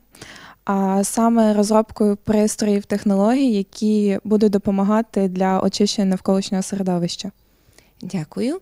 І тепер, Роксолано, я знаю, що ви приїхали до нас з України, а саме з казкового міста Лева Львова, так? Міста старовинної архітектури, дивовижної атмосфери та чудових краєвидів. Я впевнена, що ви маєте якісь свої улюблені місця, там, де ви можете відпочити від вашого навчання та просто насолодитися тишею і природою. Розкажіть, будь ласка, які ці місця? Так, у мене є багато улюблених місць, але моїм таким самим найулюбленішим місцем є Стрийський парк. Там дуже затишно, мені подобається відвідувати його, там є багато цікавих таких архітектур, також там є багато цікавих пам'яток культури. Мені подобається проводити час, там дуже гарно, рекомендую відвідати. Дякую. Я хотіла сказати, що я теж родом з України і усе своє дитинство та юність прожила у місті Харкові. І мені теж довелося бути у Львові, але, на жаль, я не мала змоги відвідати усіх місць, так? Але хочу зауважити, що люди там дуже дружелюбні, відкриті і завжди готові допомогти та підтримати. І, можливо, ви мені могли порекомендувати до відвідування якісь цікаві місця? Так, Львів – це місто з неповторною атмосферою, запашною кавою і неймовірно красивою архітектурою. Я б порекомендувала вам відвідати такі місця, як оперний театр, міську ратушу, а також палац Потоцьких. У Львівській опері можна зараз переглянути концертні програми, також подивитися балет і послухати різну цікаву музику. Дякую вам велико за корисну інформацію. І, можливо, навіть цього літа я матиму змогу відвідати Львів та насолодитися його красотами. А зараз, користуючись нагодою, я б хотіла переказати свої вітання усій нашій команді Академії Поморської, а також своїм рідним та близьким. І перейдемо до наступного питання. Можливо, ви маєте якесь улюблене заняття, так, хобі, яке буде пов'язано з вашою майбутньою професією, Анастасія? Розкажіть нам, будь ласка. Це не зовсім пов'язано з професією, але мені подобаються прогулянки, спостерігати за природою, насолоджуватися цим. І взагалі буття в тиші, воно заспокоює і надихає творити щось велике і нове. Дякую. І спеціальність технічна фізика – це спеціальність, яка вимагає серйозних навичок для майбутньої професії. Я знаю, що ви маєте багато лабораторних, практичних занять у академії, але, можливо, коли вже всі іспити будуть позаду і сесія теж буде здана, може, ви хотіли б відвідати якісь цікаві місця у Польщі, так? Розкажіть нам, може, ви маєте вже якісь плани на майбутнє? Ми б хотіли відвідати замки в Поморському воєводстві, а також ми хотіли б відвідати Палац культури і науки у Варшаві і багато інших цікавих місць. Так, дякую. А ви, Анастасія? Також хотіла б відвідати парк Цитадель у Познані, ще Блендовську пустелю в Польщі. Також взагалі більшість парків польських, вони виглядають дуже цікаво. Дякую, візьму на замітку. До речі, на наступному тижні я теж планую подорож до Кракова, де хочу відвідати копальню солі Величка, Королівський замок Вавель, Ринкову площу, Флоріанську браму. Отож, дівчата, велике вам дякую за інтерв'ю. Я дуже рада, що мала сьогодні змогу з вами поспілкуватися. Thanks a lot for the interview. From all my heart, I wish you an enjoyable and fruitful study and good luck with your exams. And now, I see that you know a lot about your country, and I have prepared for you some extra questions. They are not... the questions will be easy for you, and don't be shy. Look at the screen, and let's start our quiz.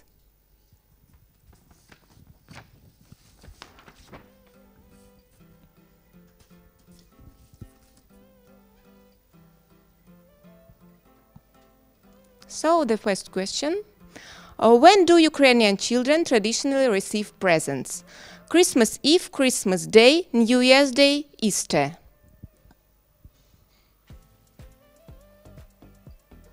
Можна відповісти, так? New Year's Day. Oh, yes, it's New Year's Day. Of course, you are right. Okay, and the next question for you, Roxalana.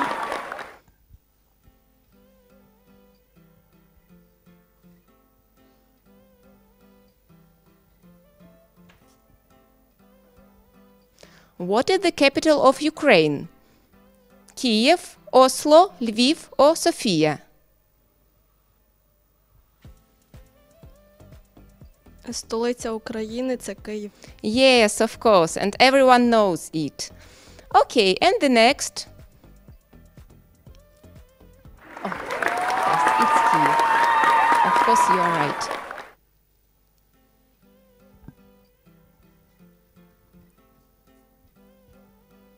Okay, the next question for you. Kazakhstan is thought to be the original home of what fruit? Nectarine, pear, apple, or pomegranate? Girls? Who knows? Думаю, що яблуко. Apple. Oh, yes, it's true. And some useful information for you. The region of Central Asia where Kazakhstan sits is said to be the origin for the apple Malus domestica. It is a wild apple that is considered the sole ancestor of most domesticated types of apples. And the next question. What is the most common traditional dish in Belarus? Вареники, блины, мочанка, or драники? What is it?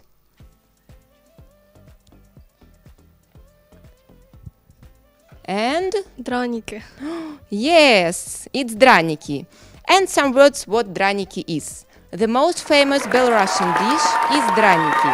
The classical recipe is extremely simple. From grated potatoes, we make small pancakes and lay them on oiled hot frying pan. And at first glance, nothing special, but a very tasty dish. So, girls, thanks a lot for your answers and for the interview, and I wish you good luck and have a nice day. Thank you.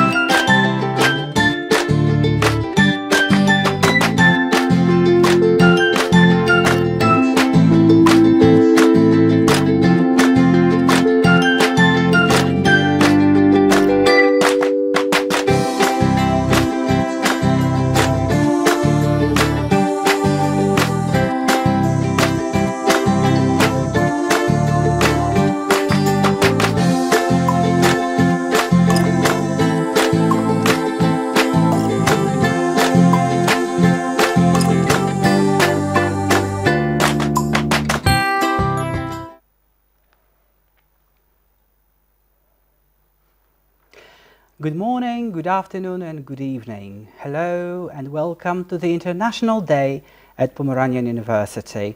Well, it's 12 to 2 here in Poland, and, well, we are not even halfway through, so stay with us here and now. We start a new block in our program, and this will be devoted to our partners worldwide.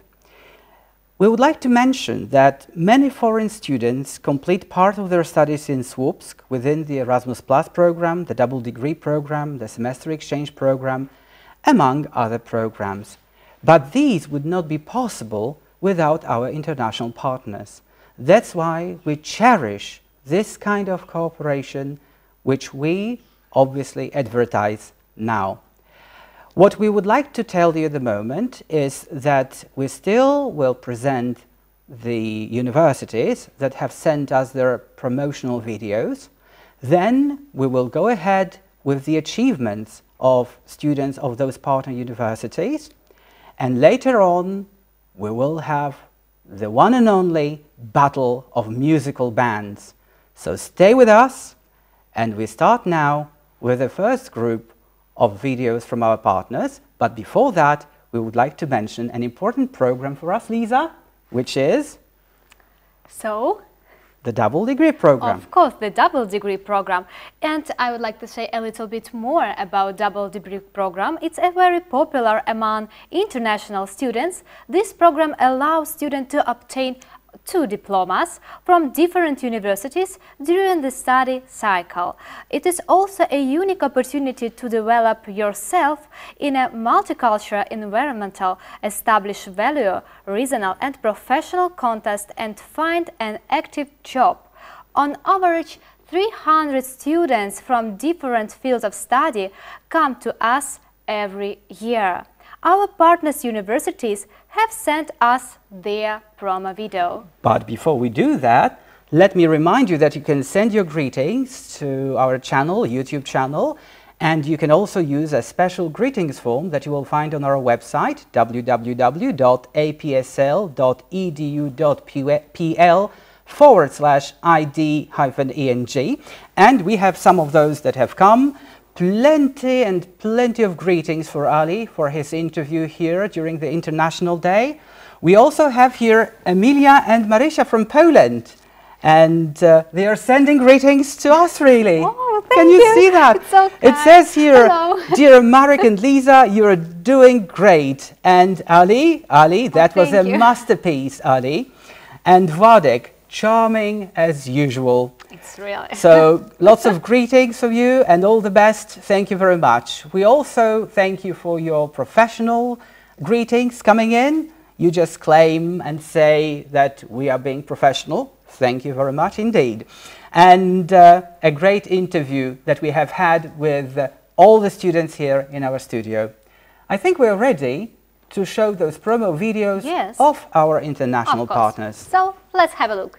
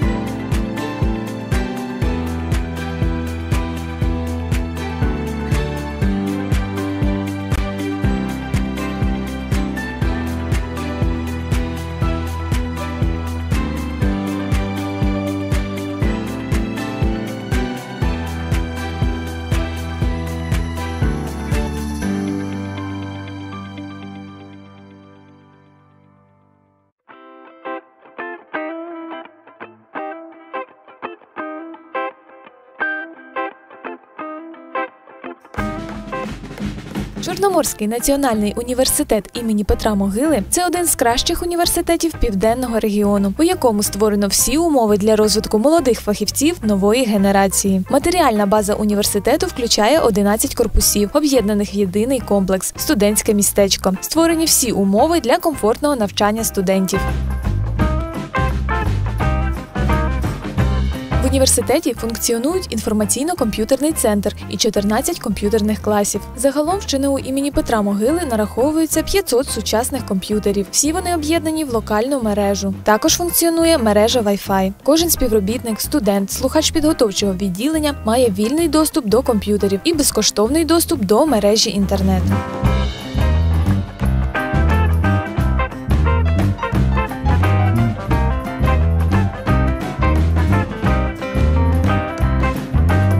Для вивчення мов створені тематично оформлені аудиторії, де студенти вивчають іспанську, польську, болгарську, англійську, французьку, корейську та інші мови світу.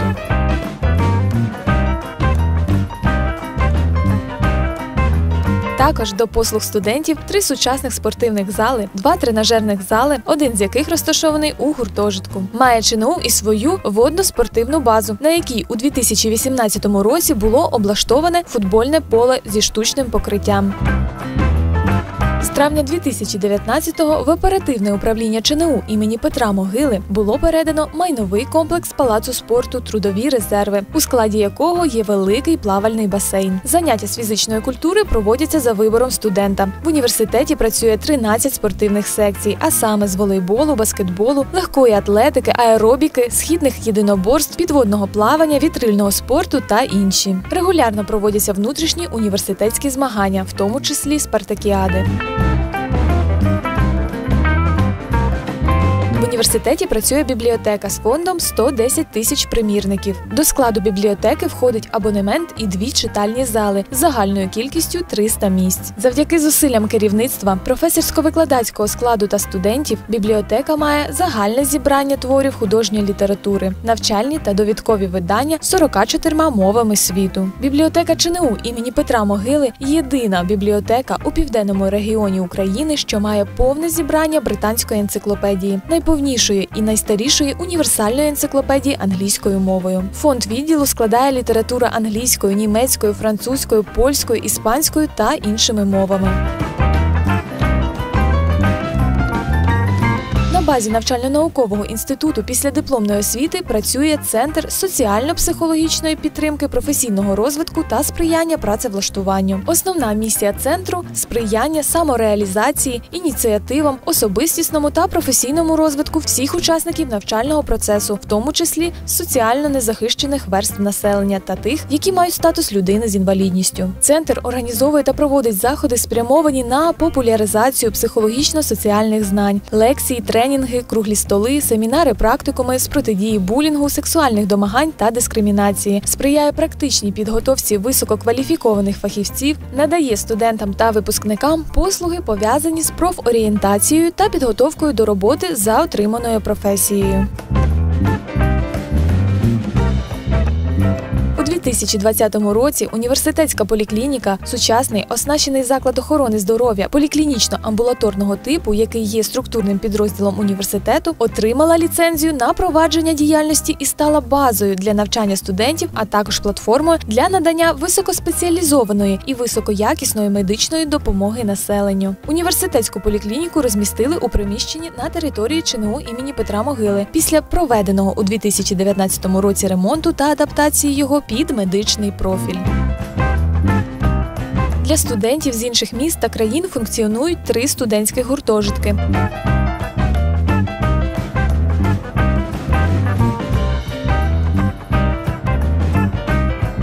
Наразі тривають ремонтні роботи у приміщеннях, які незабаром стануть 4-м гуртожитком.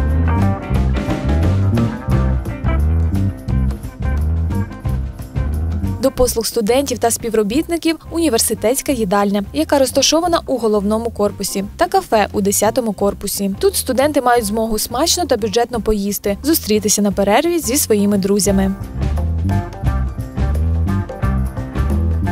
Організацією дозвілля студентів займається культурно-мистецький центр ЧНУ імені Петра Могили, який функціонує понад 20 років і наразі налічує 4 творчі напрями. Це танцювальний колектив «Могилянка Фемелі», театральний колектив «Зупинка театральна», музичний гурт «GG Green» та вокальна студія. Тематичні вечори, веселі студентські свята, концерти, битви факультетів – усі ці заходи відбуваються за активної участі студентів, залучених до гуртків культурно-мистецького центру. Для небайдужих до образотворчого мистецтва у ЧНУ імені Петра Могили функціонує галерея мистецтв, де виставляють свої роботи найкращі художники міста та України, і роботу якої відзначають на найвищому рівні. Міжнародні делегації, які відвідують нашу галерею, високо оцінюють її художній рівень. Інформаційна підтримка студентів здійснюється через дошки оголошень.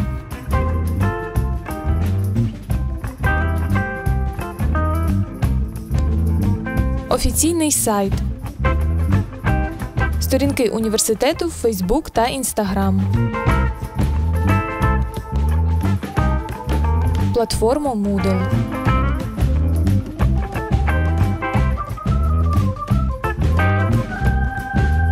У ЧНУ створені умови для комфортного навчання людей з інвалідністю відповідно до будівельних норм, стандартів та правил. 4 навчальних корпуси та 3 гуртожитки обладнані пандусами. Є спеціальні аудиторії, кімнати гігієни, безперешкодний доступ до навчальних та адміністративних приміщень. ЧНУ – це сучасний динамічний університет, який адаптується до вимог міжнародного ринку освітніх послуг. Він є безумовним лідером з кількості міжнародних програм академічного обміну. Випускники Могилянки працюють як в Україні, так і за кордоном.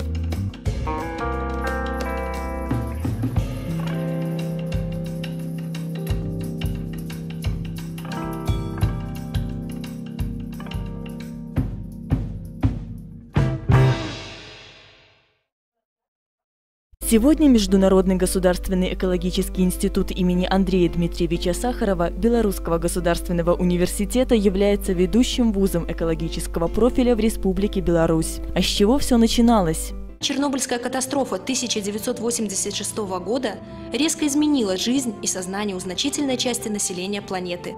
Трагедия в Беларуси усугублялась тем, что последствия катастрофы могли оценить только специалисты, обладающие знаниями, позволяющими работать на стыке различных наук – физики, химии, биологии и медицины. Таких кадров в стране практически не было. В мае 1991 года в рамках программы международного сотрудничества ООН по решению чернобыльских проблем Республики Беларусь был представлен проект «Международный Сахаровский колледж по радиоэкологии», подготовленный доцентом кафедры ядерной физики БГУ Александром Михайловичем Люцко. Проект был поддержан правительством Республики Беларусь и Первым конгрессом памяти Андрея Дмитриевича Сахарова.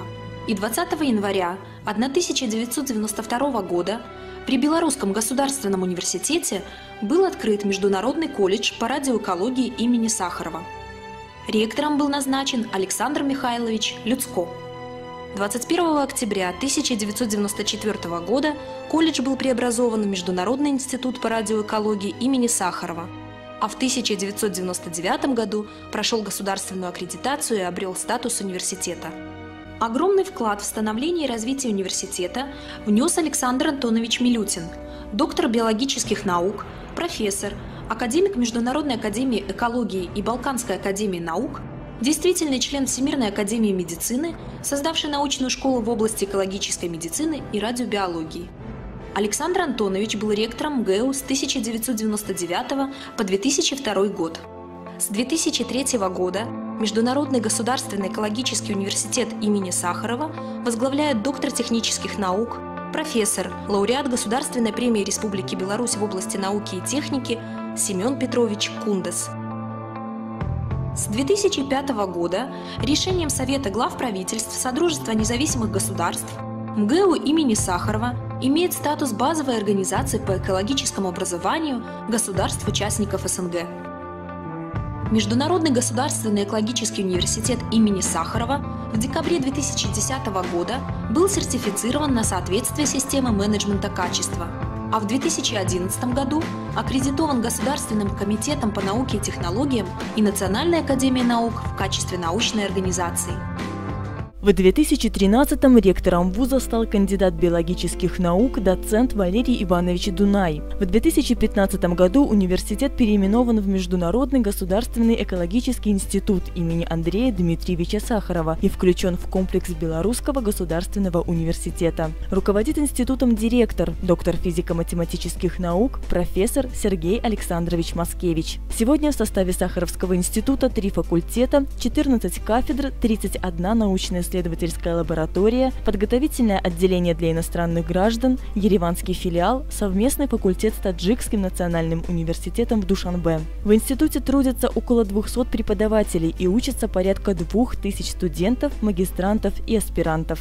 В работе института активно участвуют ведущие ученые нашей страны, среди которых доктор биологических наук, член-корреспондент НАН Беларуси, профессор Анатолий Иванович Зинченко, доктор медицинских наук, член-корреспондент НАН Беларуси, профессор Леонид Михайлович Лобанок, доктор биологических наук, член-корреспондент НАН Беларуси, профессор Николай Владимирович Шалыга, доктор биологических наук, профессор Массе Ирма Борисовна, доктор медицинских наук, профессор Михаил Петрович Потапнев, доктор медицинских наук, профессор Владимир Петрович Царев, кандидат технических наук, профессор кафедры экологического мониторинга и менеджмента Мария Григорьевна Герменчук.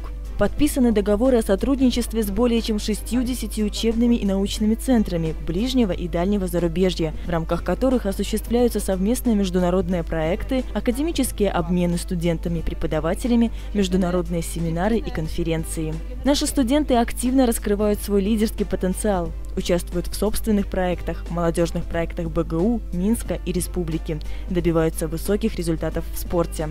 Диплом нашего института – это гарантия трудоустройства, успеха и благополучия. Добро пожаловать в Международный государственный экологический институт имени Андрея Дмитриевича Сахарова, Белорусского государственного университета. Все, что нас окружает – города, дома, заводы – все это результат человеческой мысли.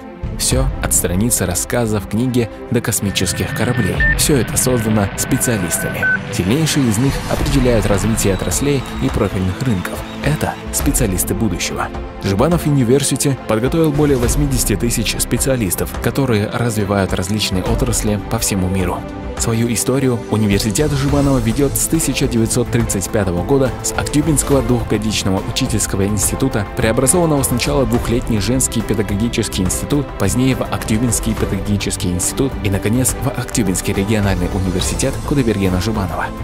Уже 85 лет университет Жбанова обеспечивает уровень качества образования в соответствии с потребностями рынка труда Западного Казахстана, внедряет инновации и научные достижения в производство и другие сферы жизни, развивает академические связи с партнерами для решения инновационных программ и воспитывает гармонично развитых личностей. Университет Жбанова – это 15 201 обучающихся, 6 учебных корпусов, 4 дома студентов, студенческая поликлиника, парк инновационных технологий, 30 исследовательских центров и лабораторий, 6 научных библиотек, дворец студентов, дворец молодежи, 7 спортивных комплексов и площадок, центр студенческих инициатив, центр обслуживания студентов, 131 филиалов кафедр университета. Жбанов Университи – это образование будущего, которое наступило сегодня.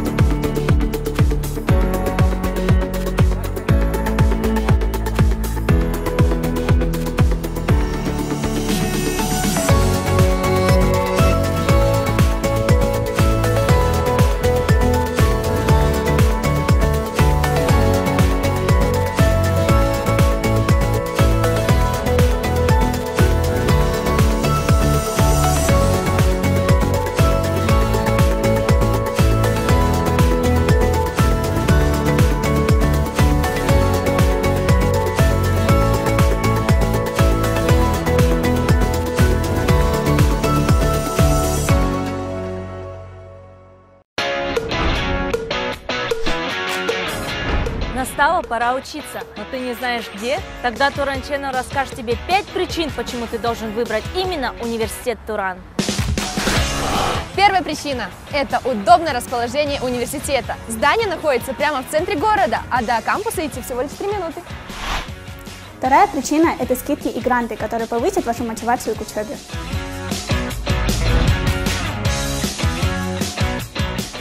Третья причина – это библиотека. Она предоставит огромный выбор учебников по вашей дисциплине, так как в ней около 600 тысяч экземпляров книг.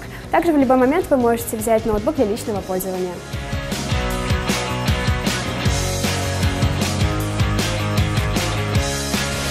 Четвертая причина – это комфорт. У нас есть все для продвинутого и активного студента.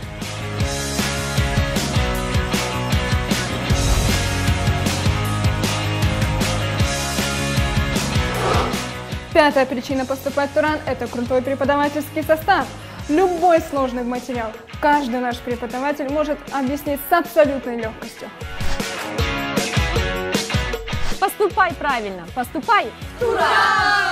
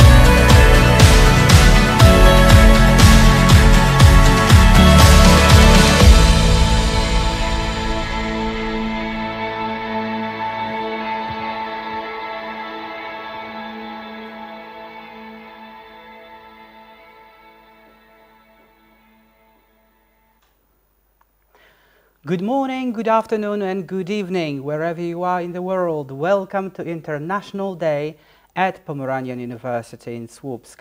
We are broadcasting live here from our university studio specifically and especially for you.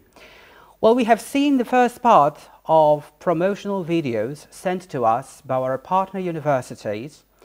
What we can say is that they really show the richness that the universities offer, and obviously this means that we will all benefit from this mutual cooperation, having great partners as you are. We have now also talked about the double diploma program, the double degree program, but we also have a variety of other programs here at our university that we pursue with the universities around the globe. The other program, very popular among students, is the semester exchange program. And so international students come to us for 1 semester. They can receive a free education at Pomeranian University in Słupsk for a certain field of study according to approved curriculum. Usually about 250 students take part in this program. Let's see the next part of promo videos from our partners.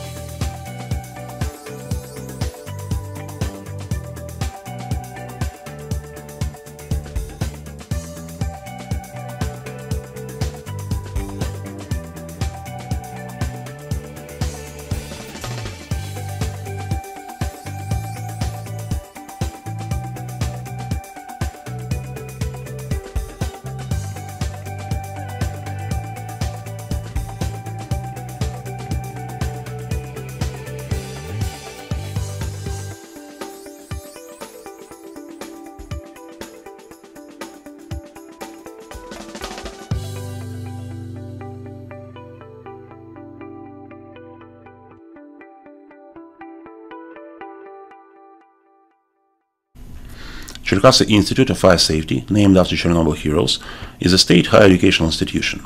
The institute has a solid scientific and pedagogical potential and a strong material and technical base. All conditions are created for receiving high-quality European education. Learning takes place in modern interactive classrooms, computer classrooms and laboratories. Modern information technologies are introduced into the educational process. An important component is practical training, including participation in international workshops together with representatives of specialized educational institutions of European countries. The Institute is a member of the European Fire Service Colleges Association, which opens wide prospects in the field of international cooperation and opportunities to share experiences with the colleagues from European countries. Students of the Institute have the opportunity to study a double degree program with the main School of Fire Service of the Republic of Poland. We train specialists in the following areas: fire safety, civil safety, psychology, law. Why us? Quality education of the European level. Training in the classroom equipped with the latest technologies. Free comfortable living conditions. Free 3 meals a day in the canteen of the Institute. Provision of uniforms and footwear. Guaranteed employment of graduates. Free medical care throughout the training. The possibility of obtaining a driver's license. The opportunity to join the glorious traditions of the educational institution that raised the heroes of Chernobyl, Vladimir Pravik and Viktor Kibenok. This year marks the 35th anniversary of the Chernobyl disaster, and we, as an educational institution that bears the respected name of the heroes of Chernobyl, traditionally honored the memory of the heroes liquidators of the Chernobyl accident. Every year on the night of April 26 at 1:23 a.m. near the monument to the heroes of Chernobyl, where the names of 357 alumni of our institute, liquidators of the Chernobyl accident, are engraved, employees, cadets and guests of the Institute honor the memory of the heroes, Volodymyr Pravik and Viktor Kibenok, and all the liquidators who sacrificed their lives to protect humanity from the terrible radiation. Схилімо свої голови перед усіма, кого сьогодні вже немає з нами. Перед тими, хто ціною власного життя оплатив шанс на життя мільйонів.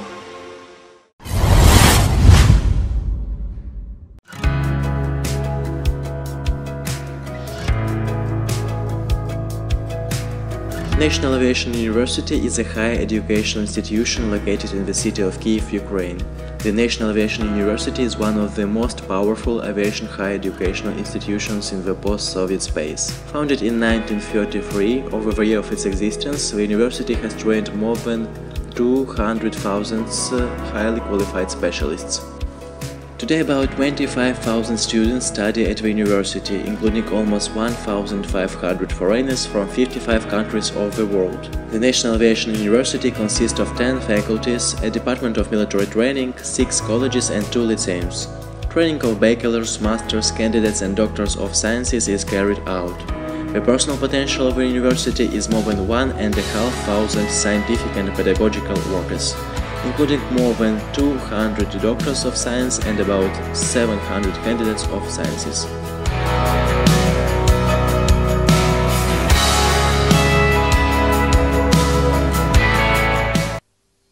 In the city of Kropivnitsky, in the heart of Ukraine, is the Central Ukrainian Volodymyr Vinnichenko State Pedagogical University, one of the well-known pedagogical universities in this country, which this year celebrates the 100th anniversary.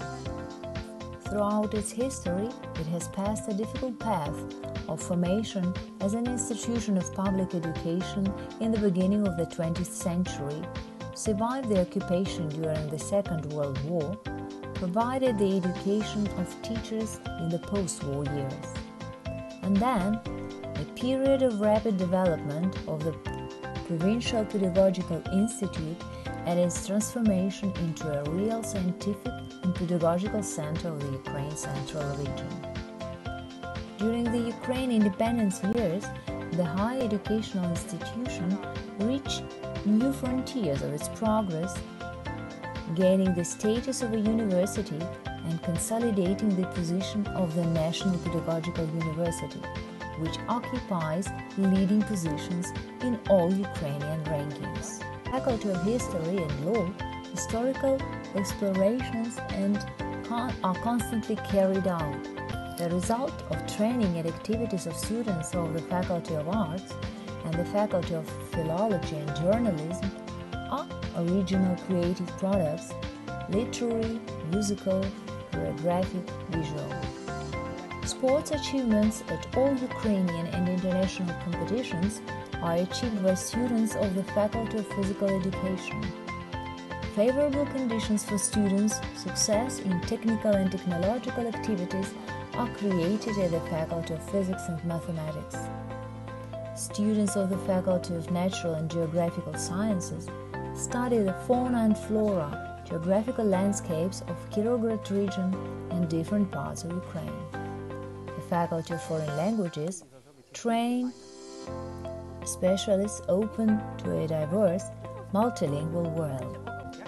In the future, one of the priorities of the university is to focus on bringing its own system of training to European and world level, as those who are ready for continuous development and lifelong learning have a variety of communication practices and in adult professional life are able to solve successfully various social, professional, personal problems, can be at the peak of their careers to feel self-sufficient and happy people in the changing world. Леся Українка Volyn National University is the educational, research and cultural center of Volyn region. It is the best higher educational establishment in Ukraine in terms of the rate of its development. Here one can obtain a world-class education. The university also boasts state-of-the-art equipment and modern infrastructure. Choose your specialty and build your future together with us.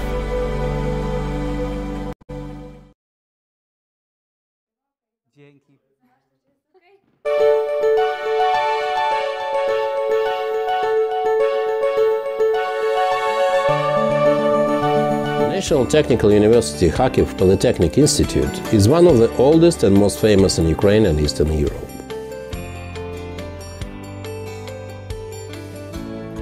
It was opened in 1885 as a practical institute of technology. A famous scientist, Viktor Kirpichov, became its first director. For more than a century, our university has been carrying out a difficult mission, bringing together education, science and manufacture. Namely, thanks to Kharkiv Polytechnic graduates, T-34, the best tank of the Second World War, huge tractor fleet, powerful turbines for nuclear power plants in Ukraine and abroad, and a lot more wonderful things were created. Globally famous scientists, including Nobel Prize and State Prize winners, many academicians studied and worked at our university. Hundreds and thousands of Kharkiv Polytechnic graduates made an enormous contribution into the development of national and world science, technology, industry, culture, politics and higher education.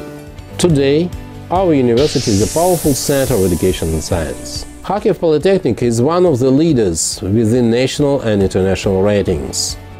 More than 200 doctors and professors, about 1,000 philosophy doctors, help students to receive their qualifications. Students and teachers of our university are trained within international exchange programs. They visit the best universities and other academic institutions around the world.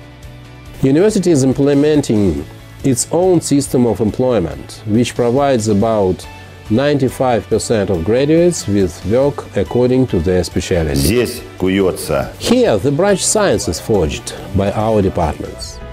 In the scientific laboratories of Kharkiv Polytechnic, students can acquire all the necessary skills of investigators. Every year, about 5,000 students are involved in the academic research. There are about 2,000 undergraduate and postgraduate students from 40 countries of the world. Kharkiv Polytechnic has extended wide international activities in academic, scientific, economic and cultural sphere. University collaborates almost with 100 educational institutions and other organizations which represent 40 countries. Festivals, exhibitions and presentations, celebrations and competitions. Kharkiv Polytechnic University abounds in all of these. Our university surprises and amazes. Kharkiv Polytechnic comprises unique experimental basis of research institute Lightning and Ionosphere, the most modern university library in the country, the rarest teaching departments. Convenient location in the city center, a modern material and technical base, computer park, cultural center, sports and recreation complex. Everything above mentioned allows us to develop intellectual and creative abilities of those who want to acquire fundamental higher education.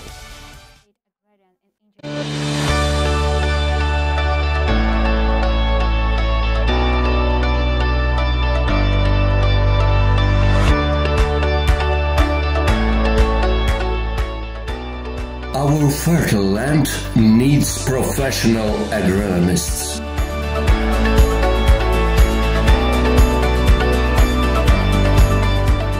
Energetics in the 21st century perspective.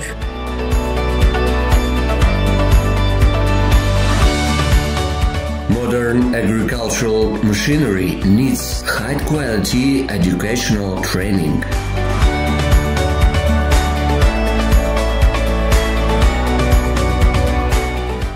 The Ukrainian dairy industry has all the potential to compete in the global market.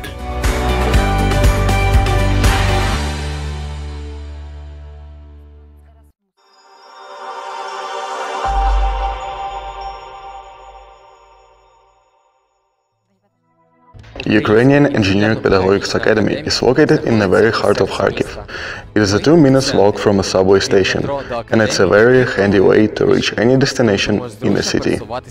The academy is located on the ground of Governor General's Palace, which used to be the first Kharkiv University premises. There are plenty of sites and historical buildings in the vicinity. Now look at the academy's main campus, where the administration is located.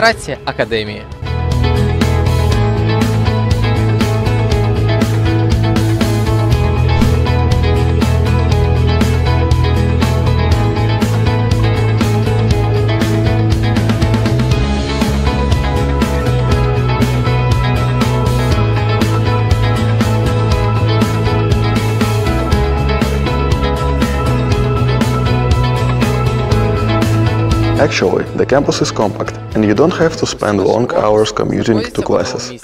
In between lectures, you have a chance to relax, take a walk, breathe in the fresh air, and chat with your fellow students. Just have a look at the fleet of sewing machines and equipment we have at our disposal. It is designed for our students to make fashionable, modern clothing collections, which are displayed at international competitions. This is a lab related to technology and design department. They indulge in drawing, shaping, and images here. Moreover, it is here that students take a course in computer-aided design systems, as well as geographic pyramid, models in space, and a 3D printer, which turns fascinating ideas into reality.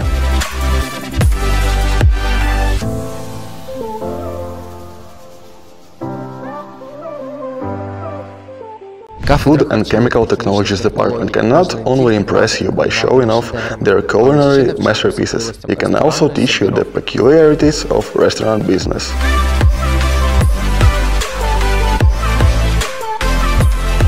The main electoral body of the students' self-government is Senate.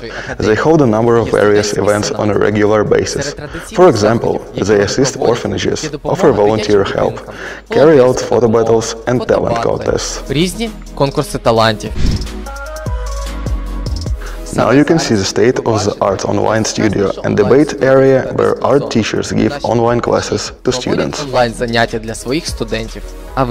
Guess what? Our future is nothing but energy, and knowledge is a perspective energy. If you're enthusiastic about the stuff of the kind, energy-saving technology faculty can display contemporary energy-saving technologies to you.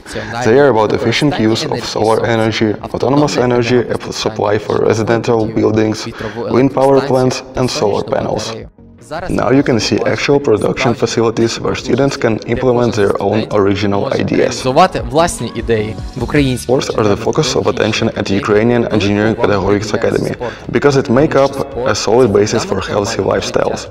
Training sessions are held in the stadium, where you're sure to get your leadership potential shaped. Лідерського потенціалу особистості в сфері фізичної культури і спорту. The Academy's library is rich in books on humanities and science, as well as fiction and non-fiction. Mind you, UEPA library holdings are among the biggest collections in Kharkov. The library provides an electronic repository for the students, which is a must-have in online learning. The Academy's cultural hub encourages talented students to join amateur art groups. Moreover, it coordinates amateur art events at the faculties and provides a range of artistic and leisure activities. There are 5 amateur art groups here. To sum it up, Ukrainian Engineering Pedagogics Academy is a European-level university.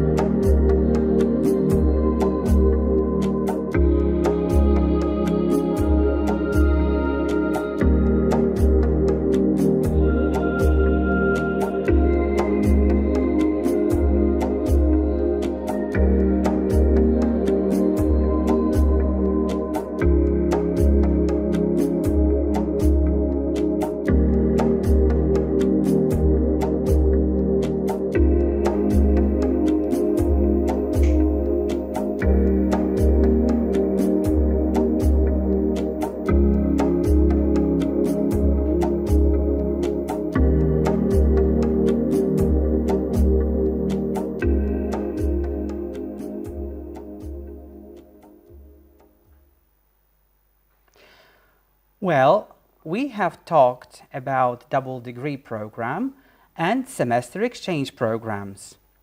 But we also are very active in Erasmus+. This is an educational program funded by the European Union. However, it stretches far beyond the EU. Its aim is to support higher education students and staff and provide mobilities within the program. Students may study abroad at partner higher education institutions or carry out a traineeship at any relevant workplace abroad. At our university, we host about 50 to 60 Erasmus+ students a year. Well, now we have received a new charter for Erasmus for the years 2021-2027. And, of course, we are planning to continue student and staff exchange. Universities with which we have the biggest student and staff exchange in the framework of Erasmus+ program include such countries as Bulgaria, Croatia, Czech Republic, Germany, Greece, Italy, Latvia, Norway, Romania, Spain, and Turkey. Thank you very much for your activity, and let us watch another part of the videos sent to us by our partner universities.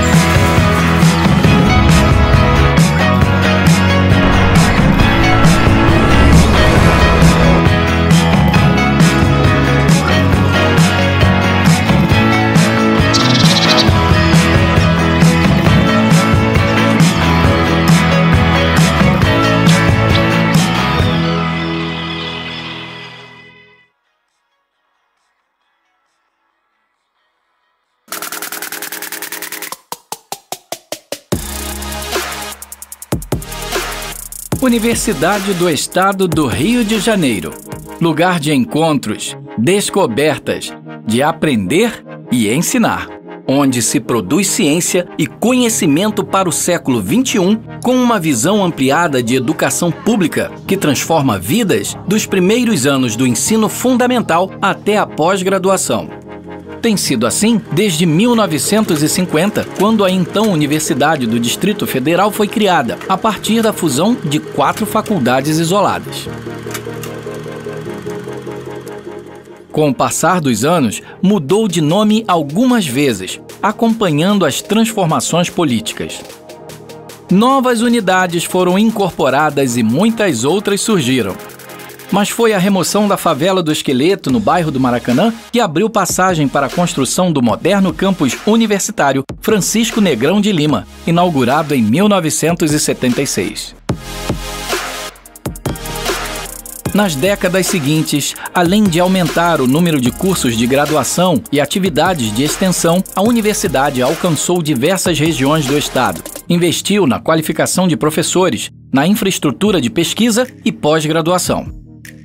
Orgulhosa de sua trajetória, a UERJ chega aos 70 anos entre as grandes universidades brasileiras, reconhecida pela excelência e pela promoção da diversidade em todas as suas dimensões.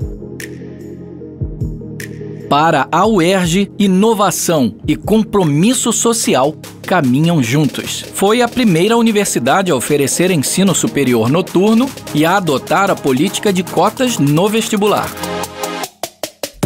Seus estudos e pesquisas impulsionam avanços da sociedade brasileira. Contribuem para políticas públicas, apontam caminhos, buscam respostas para os complexos desafios da atualidade. A UERJ marca presença no debate público, produzindo e compartilhando conhecimentos de muitas formas. É uma instituição inclusiva, acolhedora, aberta ao exercício da democracia, da cidadania, de valores éticos e do livre pensar. Na UERJ, os saberes não conhecem limites e estendem-se para além das salas de aulas presenciais e virtuais, pois é nessas vivências que se forja a educação para a transformação social. Os prédios de concreto da UERJ abrigam sonhos, recomeços e muitos projetos de vida. The University of Craiova ranks among the first 10 universities of Romania, and it is the main high-profile institution of higher education in the southwest of the country, in the historical region of Oltenia. It has the most advanced research and development infrastructure in applied sciences in Romania and has been an academic strategic partner of over 250 universities in the world. The university has a comprehensive structure covering a wide range of scientific fields of interest, research and study programs at bachelor's, master's or doctoral degree levels organized into 12 faculties, 1 autonomous academic department, 41 research centers and 10 doctoral schools. Its own research hub in CESA is currently one of the largest Romanian organizations of applied research designed to support the regional evolution of R&D infrastructure and activities. The university comprises 1 main building, approximately 300 lecture theaters and seminar rooms, 255 laboratories, 1 central library and 14 branch libraries, 5 research and development units, 1 university club. The main building is a neoclassical architectural landmark and was successively the headquarters of the Palace of Justice and of the People's Council of the Oltenia region. The University of Craiova is an institution with international focus, one of its main strategic objectives being the development of external relations. The university designs and implements a coherent strategy of interinstitutional cooperation, building on mobility and research programs such as Horizon 2020, Erasmus+, and EEA grants. Students are offered over 3,000 accommodation places in 10 hostels situated on 4 university campuses, which provide a supportive and friendly place to live and study. 5 hostels are now completely renovated, with rooms at affordable prices and 2 modern cafeterias. The university library is well equipped with modern facilities and resources, providing over 1 million volumes for all fields of study. The library cooperates with more than 85 foreign partners and 45 national partners in interlibrary loan schemes. The University of Craiova encourages volunteering work among youngsters and supports all sorts of activities conducted by students' organizations. According to their interests and hobbies, students can get involved in different educational or cultural activities and develop their competitive spirit by participating in sporting events. The university runs its own radio station, Radio Campus Craiova, and its own TV station, Tele Universitaria. It also enjoys the support of the most important private entities, having created solid partnerships with over 200 companies, such as Ford, Renault, Pirelli, Continental or Netrom.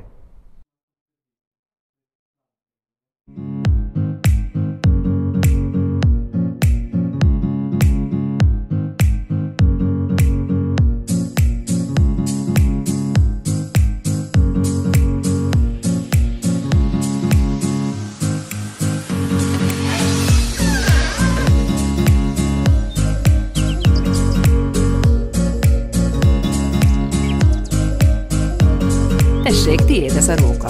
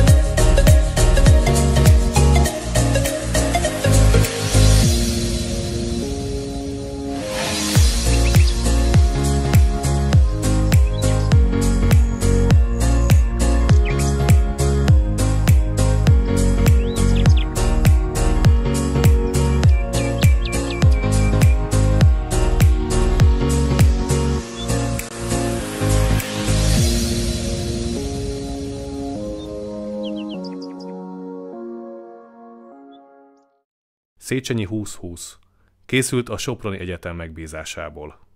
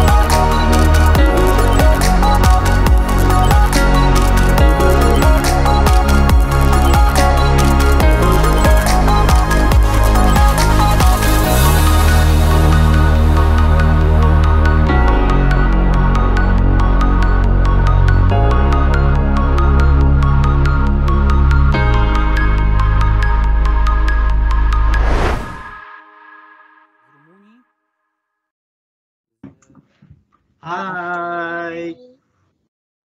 Happy 52nd International Day. We are going to celebrate from Jirgakuen. But in Japan, COVID-19 is still spreading, so we make a presentation from each home. Jirgakuen is a combined school from kindergarten to college for those aged 3 to 22, and it is a Christian school. Our campus is in the west part of Tokyo, and it takes about half an hour by train from the urban city center. This year, Jirgakuen celebrates the 100th anniversary of its foundation. Our college started in 1949, accept only the graduates from Jirgakuen High School. This year, 99 students in all. Our college can be said to be small scale, compared with ordinary Japanese universities. Jirgakuen College is based on liberal arts, and we also have a special curriculum as developed from high school education. It is for school management. This consists of 5 courses: horticulture, landscape gardening and natural environment, dietary life, library and archives, resources and energy. We can say that students run the school. Another characteristic of our college is that we have no major departments. We all study basic liberal arts subjects. In addition, we choose some specialized subjects like history, languages, arts, and music, according to each student's interests. Moreover, many students participate in international programs in Denmark, Poland, and tree planting activities in Nepal. Students are actively studying both inside and outside of Jirgakuen College. This is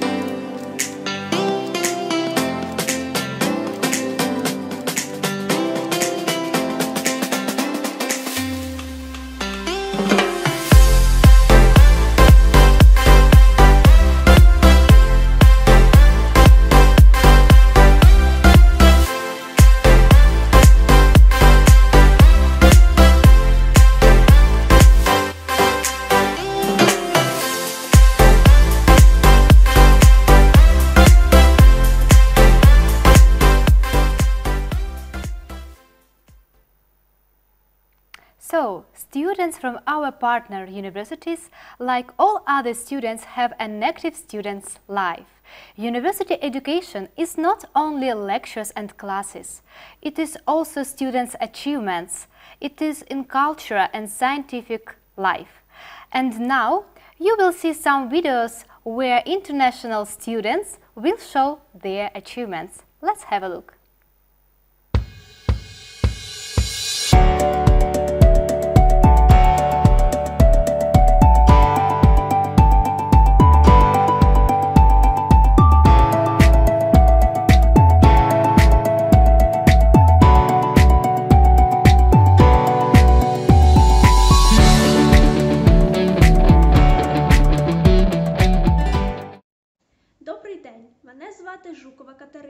Я є студенткою мистецького факультету Центрально-Українського державного педагогічного університету імені Володимира Винниченка. Також дякуючи програмі подвійного диплому, я є студенткою Поморської академії в Słupsku, в Польщі. Навчання в Поморській академії значно розширило мої кордони щодо пізнання обраної мною професії. Дало змогу подивитися на музичну педагогіку зовсім з іншого ракурсу та подарувало можливість і безцінний досвід навчання в європейському вузі та практики в загальноосвітній польській школі. Отримані в двох вузах знання мені вдалося вдало інтегрувати в мою наукову діяльність. Таким чином, в Україні темою мого магістерського дослідження є музична освіта в Республіці Польща. Користуючись нагодою, хочу привітати Академію Поморську зі святом та побажати процвітання, росту та невпинного розвитку. Дякую. Spot pride of the Institute. Physical education at Cherkasy Institute of Fire Safety, named after Chernobyl heroes, is an integral part of the formation of general and professional culture of the modern specialist. The Institute acts as an educational, scientific and sport complex, promoting and supporting sports, creating all the conditions for physical training of employees, cadets and students. Serhiy Kulish, silver medal winner of the Summer Olympic Games in Rio de Janeiro. Darya Sharipova, two-time participant of Summer Olympic Games in Beijing and London. Yulia Lishevska, two-time participant of Summer Olympic Games in London and Rio de Janeiro. Ivan Tishchenko, the champion of the third Summer Youth Olympic Games in Buenos Aires. Valery Ivanenko, the champion of the third Summer Youth Olympic Games in Buenos Aires. Alexander Ivanenko, honored trainer of Ukraine.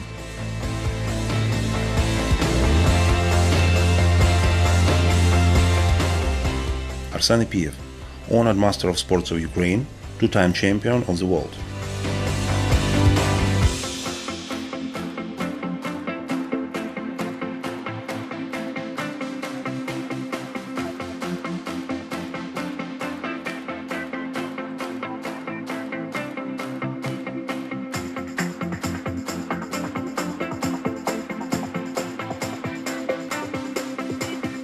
Svetlana Morusenko, Master of Sports of Athletics.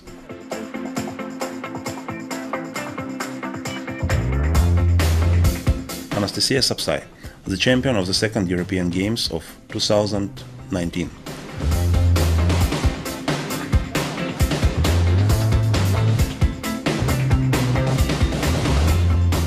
Artur Yefremov, bronze medal winner of the World Championship.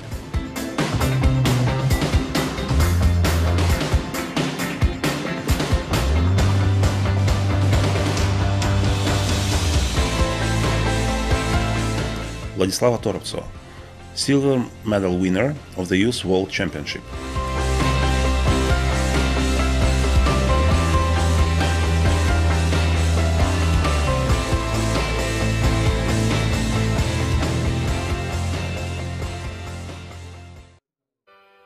Всем хай! Меня зовут Ваня, и я капитан команды «Студ весны» юридического института. Знаете, каждый год мы пытаемся привнести в этот фестиваль что-то новое, что-то интересное, что-то яркое. И сегодня мы решили показать вам обыкновенную репетицию команды юридического института. Мы не можем выйти на сцену до тех пор, пока не напишем качественную, смешную шуточку. Поэтому, Иванка, привет, есть вопросы? Да, нет? Ну, пока вот так вот. Так, а попробуй так, так, так и вот так. Нормально. Нормально. И включи монитор в розетку. Идем дальше. Это отдел маркетинга. Иванка, что у нас? Ну, тут есть пару компаний, которые хотят нас спонсировать. Ну, смотри, Apple сразу нет, Google сразу нет, ППОСа сразу да. Потому что у ППОСы самые вкусные тортики. Идем дальше. А это наш самый креативный отдел. Ребят, кто где? Мы здесь! Привет, ребята. Ну что у вас есть интересненького? У нас есть пранк! Ну, это интересно, это свежо, такого еще на фестивале не было. Показывайте. Короче, Вань, тебе надо просто выпить кофе.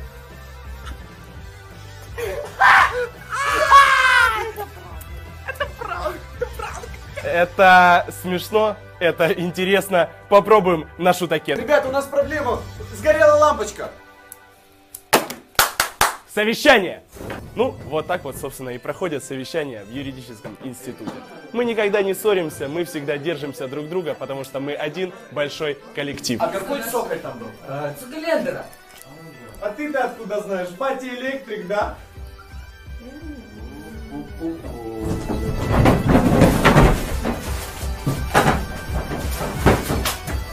Вот так вот все и происходит.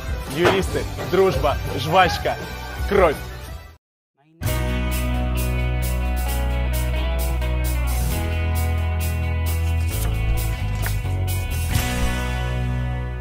Olá, meu nome é Wallace Ramos, tenho 24 anos, sou estudante de Engenharia Mecânica da UERJ. A experiência da competição foi muito gratificante, porque foi disputar contra 100 equipes de 12 países, onde a gente deveria lançar o foguete a 3 km de altura e apresentar também um experimento científico. Ela é uma experiência que detecta raios cósmicos que nada mais são do que explosões de corpos celestes, partículas que caem na Terra, que nós tentamos entender como isso afeta o nosso clima no dia a dia, a interação desses corpos celestes com a nossa realidade. Do Brasil haviam outras duas equipes, onde uma era do Rio Grande do Sul, da Universidade Federal de Pelotas, do Instituto Tecnológico da Aeronáutica, ter ficado em terceiro lugar numa categoria onde tivemos que fazer o nosso próprio foguete com o motor todo feito na UERJ, alcançar os pontos que nós conseguimos. Foi uma situação muito heróica, então os desafios foram enormes, o resultado foi magnífico, a gente mesmo não esperava tanta excelência e a UERJ ela nos oferece o melhor e o nosso trabalho hoje é para justamente só um pequeno resumo de tudo que ela oferece para o Brasil.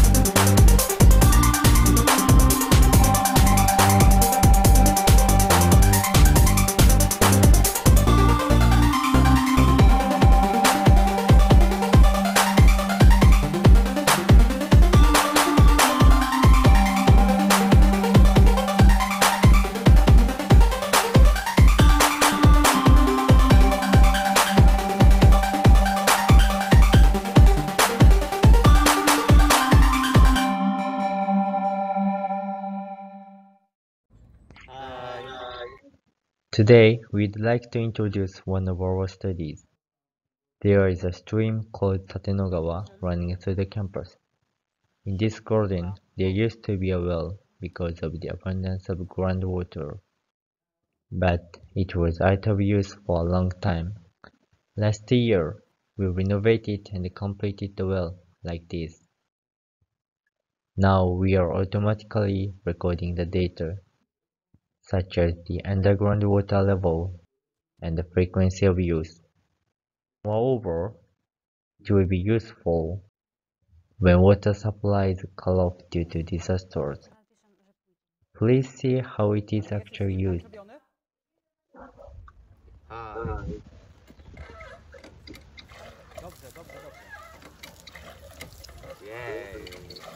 You know what? The picture showing up is one scene from Totoro. When you visit our school, you should try this one. Thank you. Pamiętajcie, ja wejdę, powiem, wy włączycie ich film.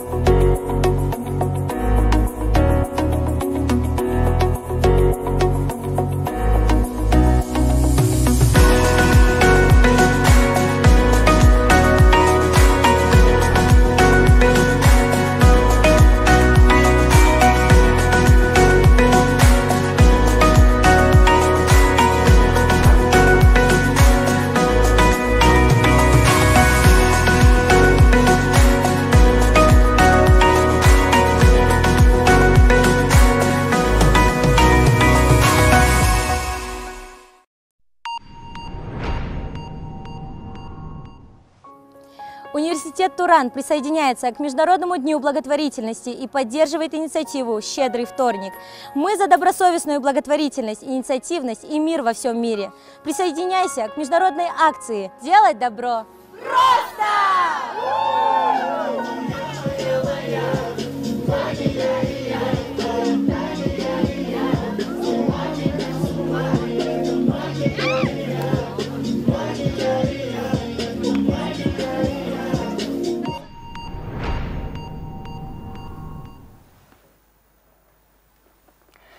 Let me summarize the event.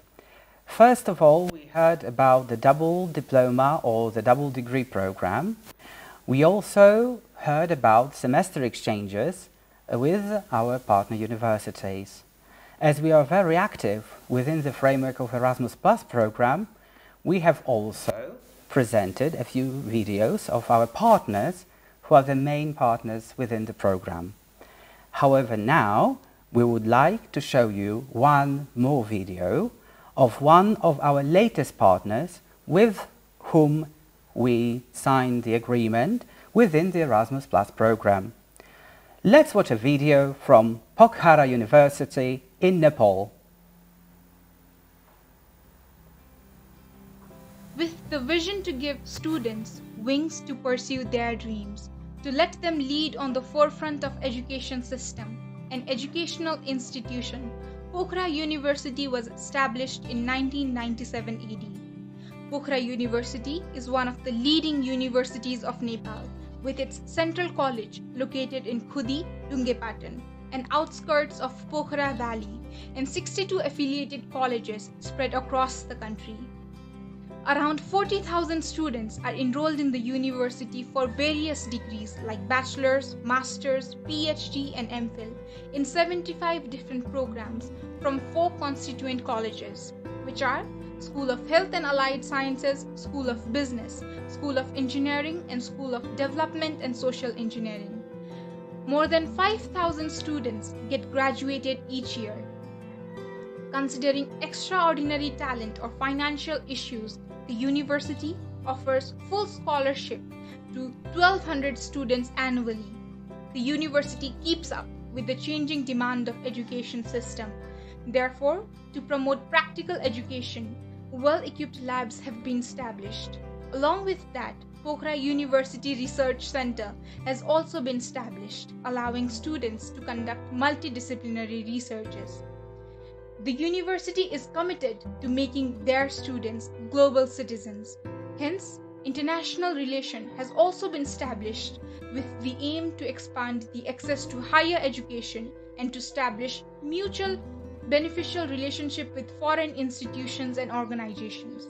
It provides opportunities to participate in cultural exchange programs to promote academic and research activities conjointly in order to exploit the opportunities for mutual benefit of both the institutions.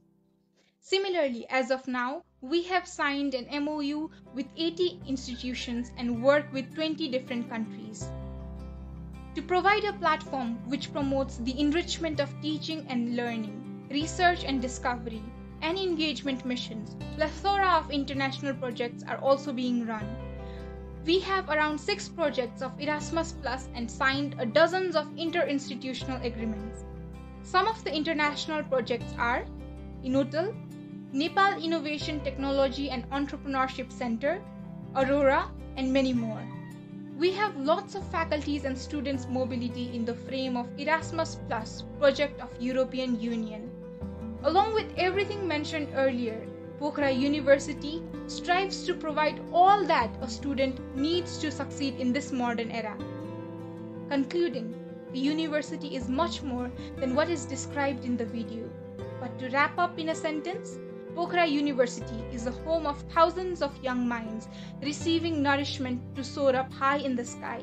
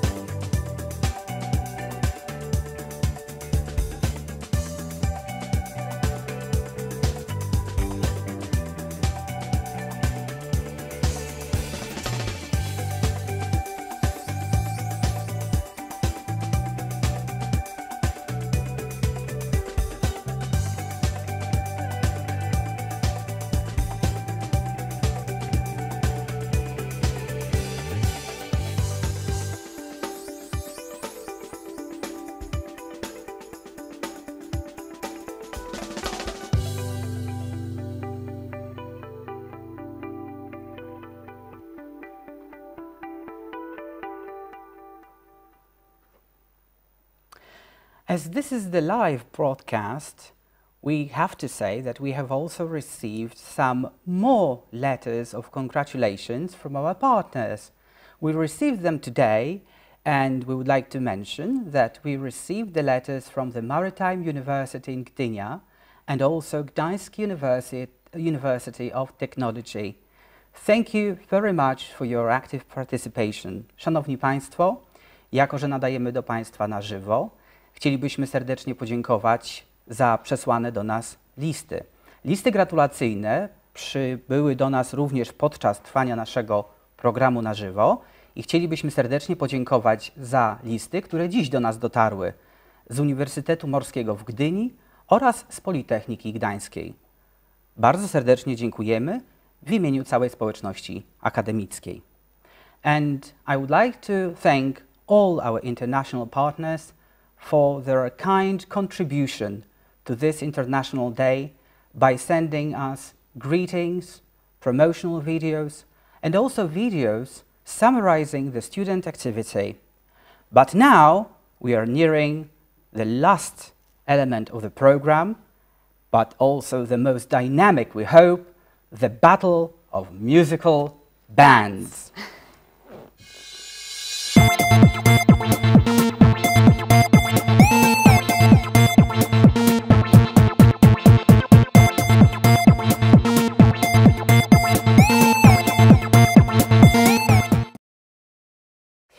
Well, thank you very much for joining us here. This is International Day at Pomeranian University in Słupsk, 2021. Now we can start a very important element of the program, something that will leave you with a very good mood, and we hope you will also participate in the program now because it's really important. This is the battle of musical bands. Thank you for sending us your videos. Thank you for performing for us. And today we will present 8 videos, in fact, from 7 universities, and you will be able to vote for your favorite band. What you have to do? Well, you have to go and visit our website, www.apsl.edu.pl/id-eng, and you will find a special tab to vote for your specific band, musical band that will be playing in a minute. The first one that we would like to introduce is the band from Japan. There you go.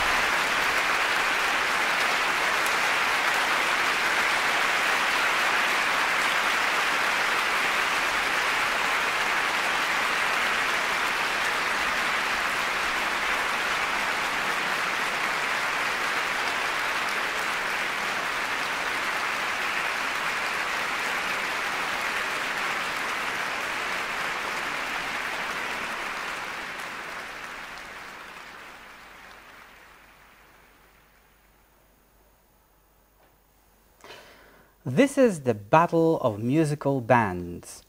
And we are really happy you're here with us, but we have to tell you how to vote. It's really important that you understand how to cast your vote on your favorite band. What do you have to do? Just vote and visit our links. So you go to our website www.apsl.edu.pl/id-enj. However, we have good news for you, because we know you are so interested in casting your votes for your favorite band. We decided to extend the voting till tomorrow evening, simply because our anniversary celebrations will finish tomorrow. So we give you more than 24 hours to cast your votes on your favorite band. So this was a concert from Japan. Thank you very much. You can still cast your votes. We see a couple of dozen votes already cast here.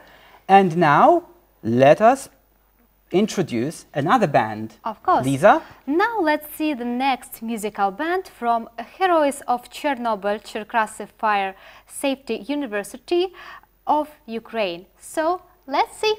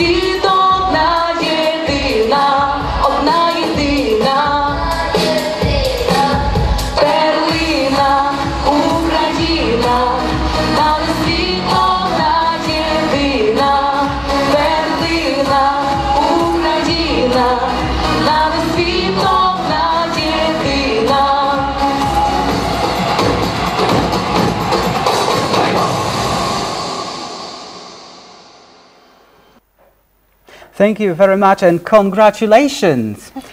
And if you want to know how live this program is and that we are broadcasting live to you, you can send your votes now. And we have just received another one, so you can try and again vote again for your favorite bands. And another one is coming.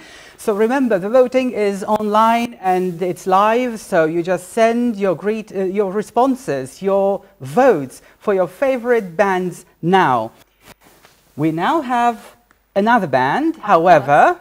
We have another band from Kherson State University from Ukraine, and now have a look at her song. But I have one little remark here. We have received 2 pieces from Kherson University, and we allow those 2 one after another one. So you vote for the entire university, but you will listen to 2 pieces. So let's go.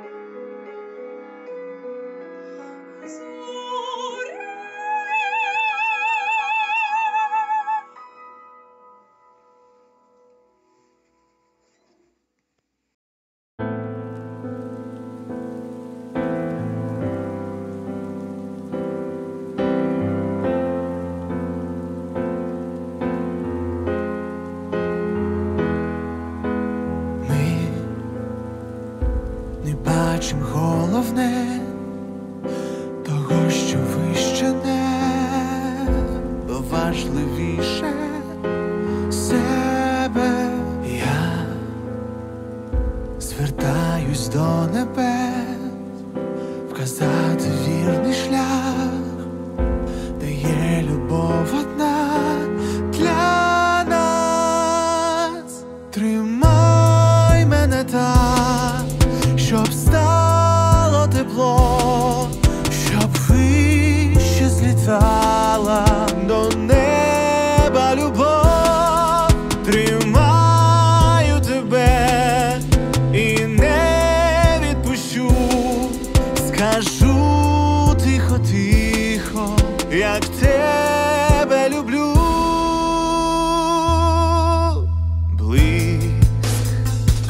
Твоїх очей це шлях до мрій мого життя, до глибини всього буття. Ми йдемо одним шляхом, крізь терни до зірок, крізь сотні перешкод під небом. Тримай мене так, щоб стало тепло, щоб вище злітала до неба любов. Тримаю тебе і не відпущу, скажу тихо-тихо, як тебе люблю. Світла нема, коли поряд тебе, нема сенсу в житті, коли поряд не ти. Заколишу і зацілую від самоти. Тримай мене так, щоб стало тепло, щоб вище злітала до неба любов. Тримаю тебе і не відпущу, скажу тихо-тихо, як тебе люблю.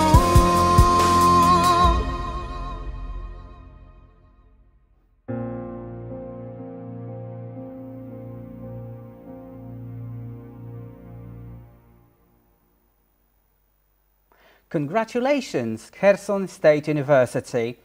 We are so proud to have you as a partner, as well as other universities who have today presented and sent us their materials. And of course, all the other universities taking part in our exchanges, our cooperation. Thank you very much. But this is a battle of musical bands, which means that you vote for your favorite bands that we play today and perform specifically for you on this specific day, International Day at Pomeranian University in Słupsk 2021. Let me tell you that we have more than 130 responses at the moment, and more are pouring in. You have to just go online to our website www.apsl.edu.pl/ID or /ID-ENG. You will find a specific tab, the Battle of the Bands, and you will find a link to a special form through which you can cast your vote. So, thank you again, Kherson University.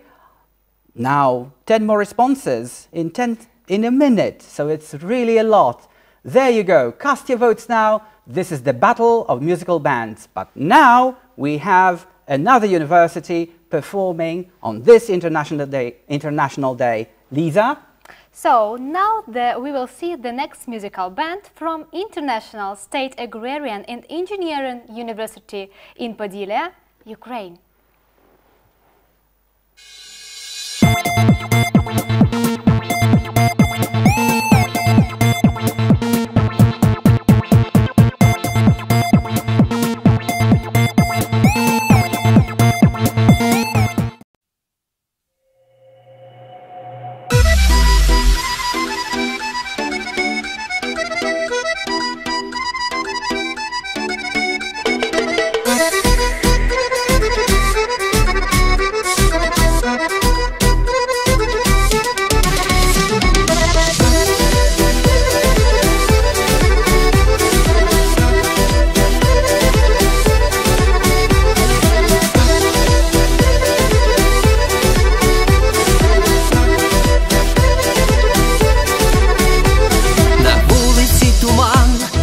голові дурман, мені наснились твої очі.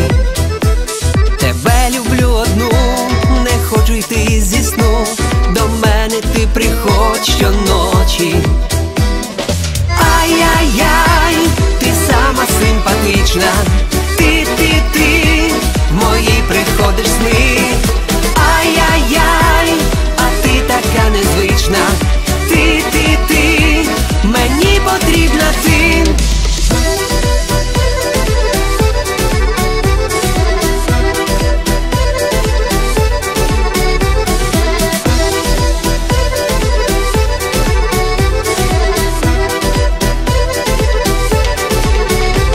Я розкажу тобі, як сохну у журбі, коли тебе немає поряд. Ці очі океан, у голові дурман, заворожив мене твій погляд. Ай-яй-яй, ти сама симпатична, ти, в мої приходиш сни. Ай-яй-яй, а ти така незвична, ти, мені потрібна ти.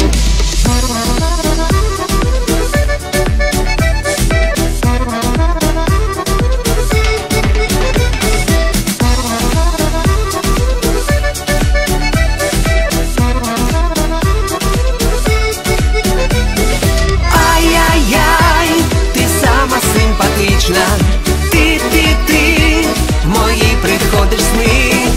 Ай-яй-яй, а ти така незвична, ти, мені потрібна ти. Ай-яй-яй, ти сама симпатична, ти, в мої приходиш сни. Ай-яй-яй, а ти така незвична, ти, мені потрібна ти. Thank you so much, Band number 4, International State Agrarian and Engineering University in Podilia. Thank you so much. And this is the Battle of Musical Bands. Because it is a special part of the program, you really participate in this actively. Now, what you have to do, you have to cast your votes online. Remember, we have more than 202 responses at the moment, and you can cast your vote on your favorite band. Now, why do you cast the votes anyway? Now, the reason you do that is because you like your band, and also because you would like your band to win. Why would you like your band to win? Because we have some really great prizes. The winner of the whole battle will get a prize. But it's a surprise, I should say, and we will let you know once the voting ends. And let me remind you that the vote ends tomorrow at midnight, because we would like you to vote for as long as you wish to, and I would like to tell you that it's also important that you, because of the differences in the time zone, will have the opportunity to watch the video. So, 222 responses at the moment, and votes pouring in. Thank you so much. Let me remind you, you have to go to our website, www.apsl.edu.pl/id-eng, and there is a special tab, which is Battle of Musical Bands, and you see now the address on your screens, and you go and vote online for your favorite band. And my kind request today is, we have 3 more bands that will play today. We are reaching 250 responses. How about 1,000 today? Can you do it? There we go. But we have band number 5 at the moment. Lisa? So, band number 5, it's a band from Bila Tserkva National Agrarian University of Ukraine. We are ready to go. Let's start. There we go.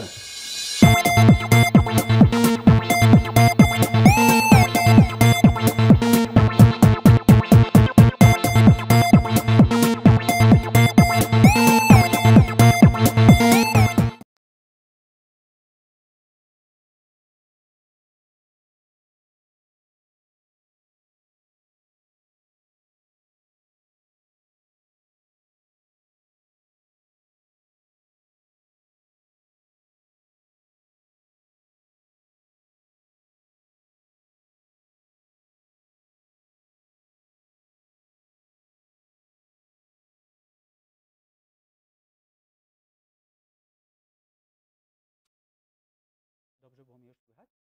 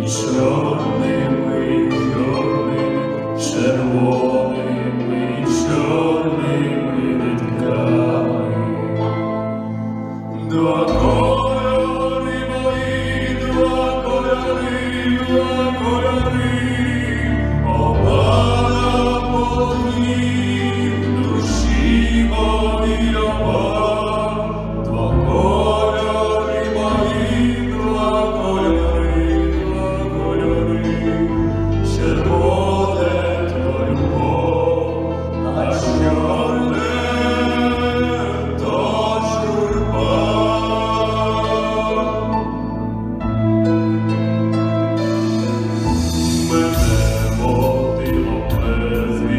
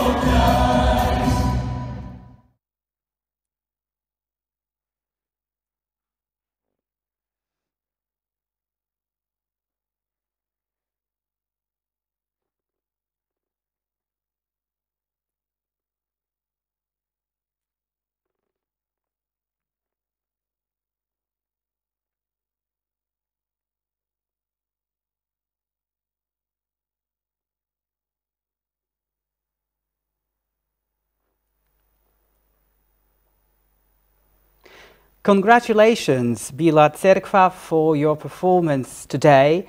And just to remind you, we are in the middle of the battle of musical bands. And this is really dynamic. I mean, I can see that most of you have reached for your mobile phones, tablets and computers. And just to show you, we have plenty of you providing your voting here and votes at the moment. Plenty of those coming. And let me tell you, the percentage breakdown is really dynamic. At the moment, we have percentage breakdown between basically 3 universities, 50.5%, 21.4% and 25.7%. But I will not tell you which universities they are, because you have to vote at the moment. You have to go online to our website www.apsl.edu.pl/ID-ENG and vote for your favorite band. I told you that we are reaching for 1,000 votes before we end the program today. But you have to remember that the voting will not stop today. We will continue till tomorrow midnight, and you will be able to cast your vote anytime after our program as well. At the moment, 545 answers, votes cast, well, 550 at the moment, and we are gaining pace. So what you have to do, you have to vote for your favorite band at the moment. We have 2 more bands left now, and the first of those is... Of course, it's Zhubanov October Regional University, Kazakhstan. So, let's continue.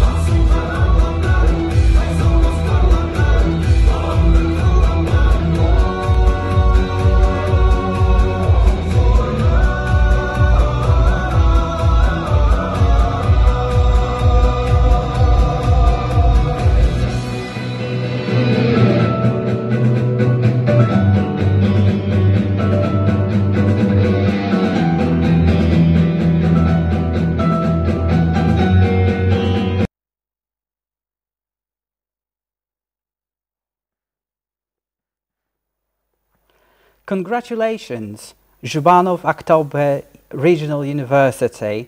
We are really proud of you and we really cherish your cooperation with us and our university.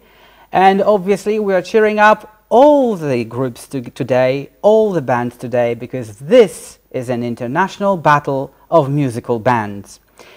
Well, we are nearing 1,000 votes cast. So we had been hoping for 1,000 before we end the program, but we are here now before the last performance, and we are nearing 1,000, which will come now. Yes, congratulations. It's now 1,000 votes.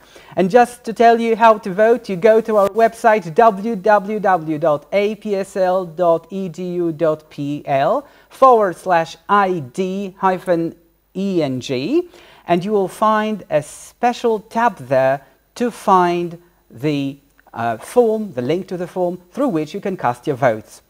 I will tell you that you can copy the link, send it to your friends using text messages, any kind of social media.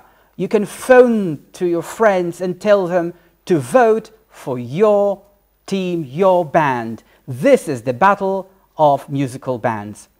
Well, we are here now before the very last performance, and this will be the performance that we left till the very end, so that we allow our guests to perform first, and then it's now turn for... Of course, Pomeranian University in Słupsk. So, cast your votes now.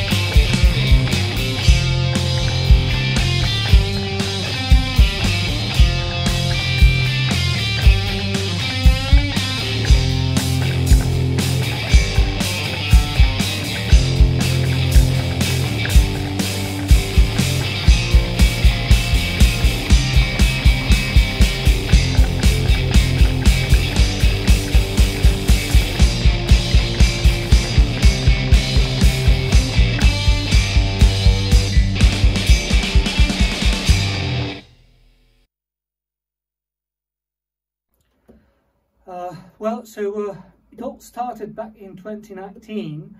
Maciek and I had an idea to start a band, a rock band.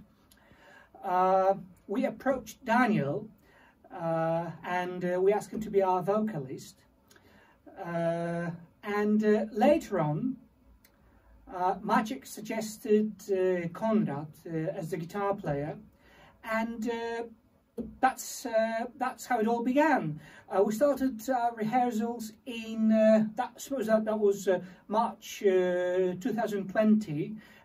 We found an old storage room in the music department, and that's where we've been playing ever since. So yeah, that's the Evil Educators. That's us. Oh, hello everyone. I'm here to talk about the name of the band, the Evil Educators. I hardly remember what happened a long time ago, but in fact the name has to do with us. It defines every single member of this team, of this group. Education has to do with every member of the crew. We all have something to do with educating people. Plus, evil has always been an attractive adjective in accordance, in key with what bands come up with and such ideas seem to be quite relevant in our case too. We are not about things which are dark and lurking in the darkness, but there is something of a little attraction that has to do with the name evil educators. I'm the darkest of the four riders of gloom and doom.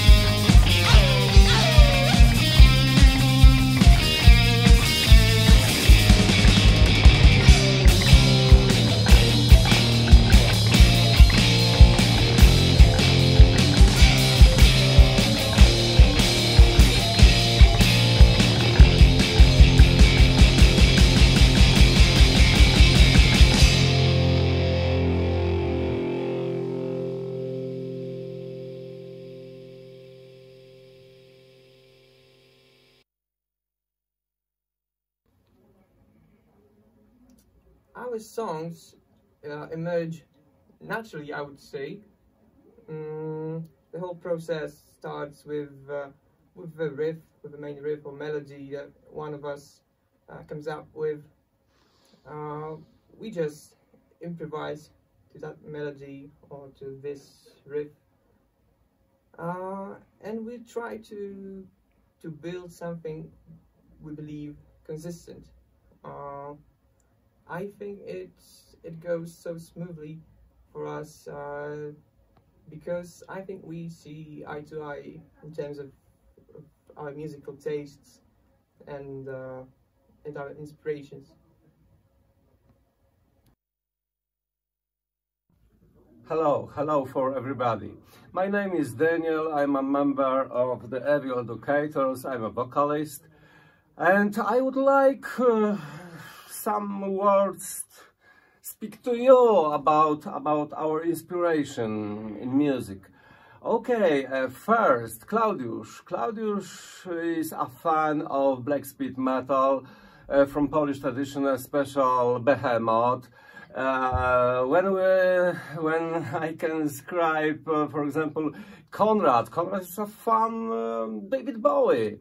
And Maciej listened to Nora Jones. And me, my favorite group is Pink Floyd, yes, old school prog rock music. And from ancient time, for example, Hildegarda von Bingen. But today I listen many kinds of music. And for you, I invite you for our concert, small concert, and I wish you big amusement.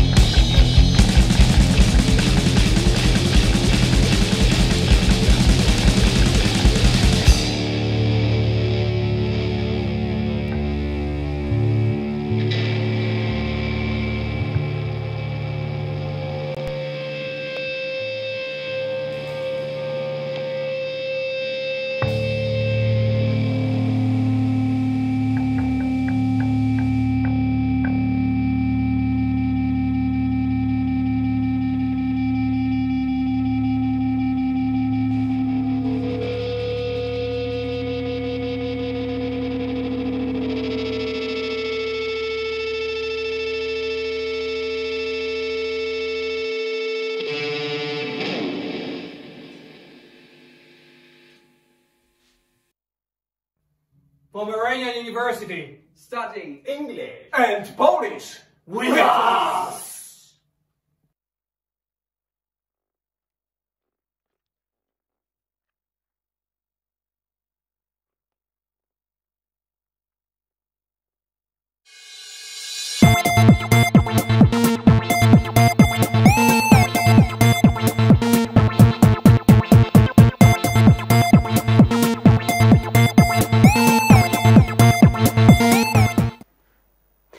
And this was the battle of musical bands. Thank you for taking part in the contest, but please remember, the voting is still on and you can cast your vote till tomorrow midnight. Well, we have more than 1,500 votes, nearing 1,600, so keep those votes coming in. You have to remember, you can cast your votes till tomorrow evening. Well, we had 8 performers today representing 7 universities. The first band playing was Chiyu Gauken College from Japan. The next one was Heroes of Chernobyl Cherkasy Fire Safety Institute of Ukraine. Then we had 2 performers from Kherson State University, Ukraine. The next one, International State Agrarian and Engineer University in Podillia, Ukraine. The next band was Bila Tserkva National Agrarian University, Ukraine. And also Zhubanov Agdob Regional University, Kazakhstan. The last playing with number 7, the band from Pomeranian University in Słupsk. Let me say, we would like to congratulate all performers and we would like to invite you to cast your votes till tomorrow evening. And now we have come to this final point of today's program of International Day at Pomeranian University in Słupsk. Let me remind you that the stream will be available to you through YouTube, and also you can download or watch some of the streams through our Facebook, and please remember that these will be available online and more of them will be coming in as we progress. So let me remind you that one of those recordings, one of those beautiful addresses was by the rector of Pomeranian University in Słupsk. That is already available online. So if you want to watch and listen to our rector addressing all our international and domestic partners and also our community, please visit our Facebook page and you can watch the address of the rector there. On behalf of the university authorities and also the entire academic community of Pomeranian University in Słupsk, I would like to thank all our partners for their active participation in our program in today's International Day. We would like to thank all the organizers who are here and sitting behind, very often not visible and doing great job to make the whole event happen. We would like to thank the International Office, so the Office for Development and Cooperation, for their effort to make it happen. I would like to thank everyone else who has been involved in this event and has contributed a lot and made this possible. Thank you very much, and let me just address everyone else. This was a pleasure having you here. This was a pleasure to have this beautiful day, International Day at Pomeranian University in Słupsk, the first of its kind, but probably not the last. I now announced the day being closed, but let me say that many more events are coming within our anniversary celebrations. Tomorrow, Saturday, is going to be a sports day. Visit our website to learn more, www.apsl.org. lisa.edu.pl/ID or /ID-ENG to learn more. Lisa, I would like to thank you as well for being here with me, for taking this opportunity to address your colleagues, your friends, the entire worldwide academic community who have gathered in front of their screens to celebrate with us. I'm really proud to be able to be here with you and present the program to all the partners worldwide. Thank you very much. Thank you too. Thank you all for being with us today. Thank you so much. And see you next year. Bye-bye. Bye. Thank you.